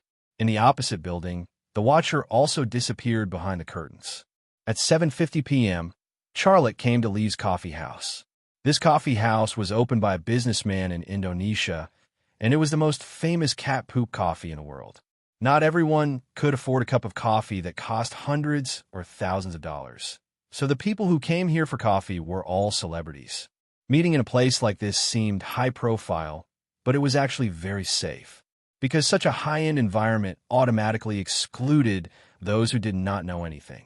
The environment was simple, and observation and control became much easier.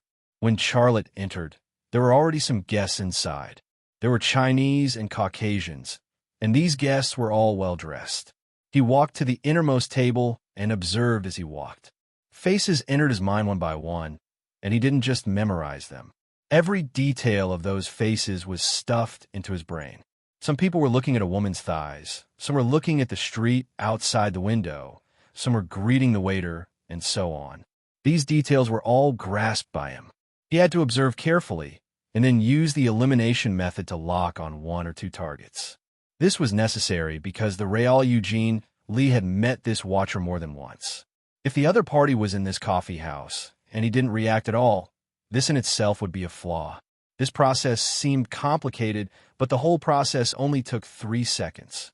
After 3 seconds, Charlotte awakened the X-ray ability of his left eye, and once again observed the entire environment. This time, the target of his observation was not the faces of the guests, but the things under their clothes. It was impossible that the watcher didn't have anything on him, right? Bugs, pinhole cameras, weapons, passports, and so on. As for him, he just needed a little hint. With this X-ray, a lot of items appeared in his field of vision. Wallets, mobile phones, lipsticks, makeup boxes, sanitary pads, chewing gum, pens, condoms. 30 seconds later, Charlotte ended his X-ray and sat in front of a table. The results of the X-ray were out, and he didn't find anything on anyone. This meant that the watcher hadn't arrived yet. He wasn't surprised by this result. He came here 10 minutes earlier with a purpose. His purpose was to observe and search for some time. "Sir, what would you like to order?"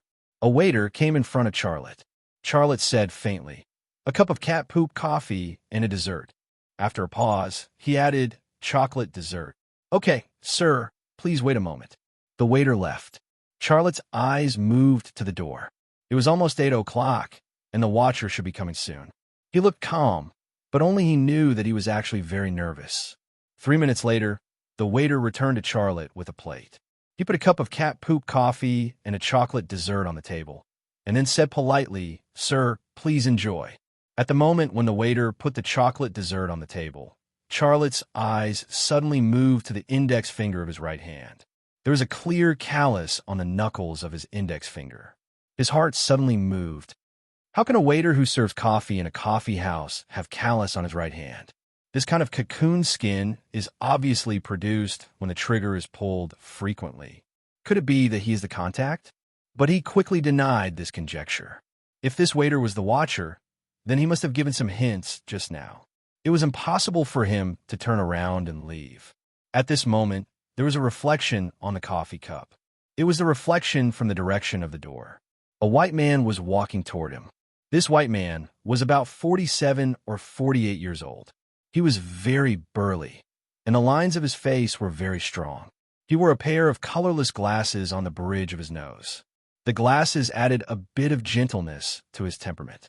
But in Charlotte's eyes, no matter how gentlemanly he was dressed, he was definitely the kind of person who had been through hundreds of battles and killed decisively. A person could disguise as all kinds of people, but it was difficult to change one's original temperament. Charlotte also went through more than a month of imitation training. Coupled with his super brain's ability to control nerves, he was able to completely become Eugene Lee. And in this world, besides him, who else had the ability to control nerves? Charlotte looked back at the white man who was walking toward him and nodded slightly. This action was Eugene Lee's habitual action. In the past, when Eugene Lee saw him, he would almost always nod slightly at him. The white man also nodded slightly at Charlotte. The watcher finally showed up. You're tuning in to the Warrior Lore YouTube channel. Don't forget to subscribe and join us on this journey to catch the most captivating stories.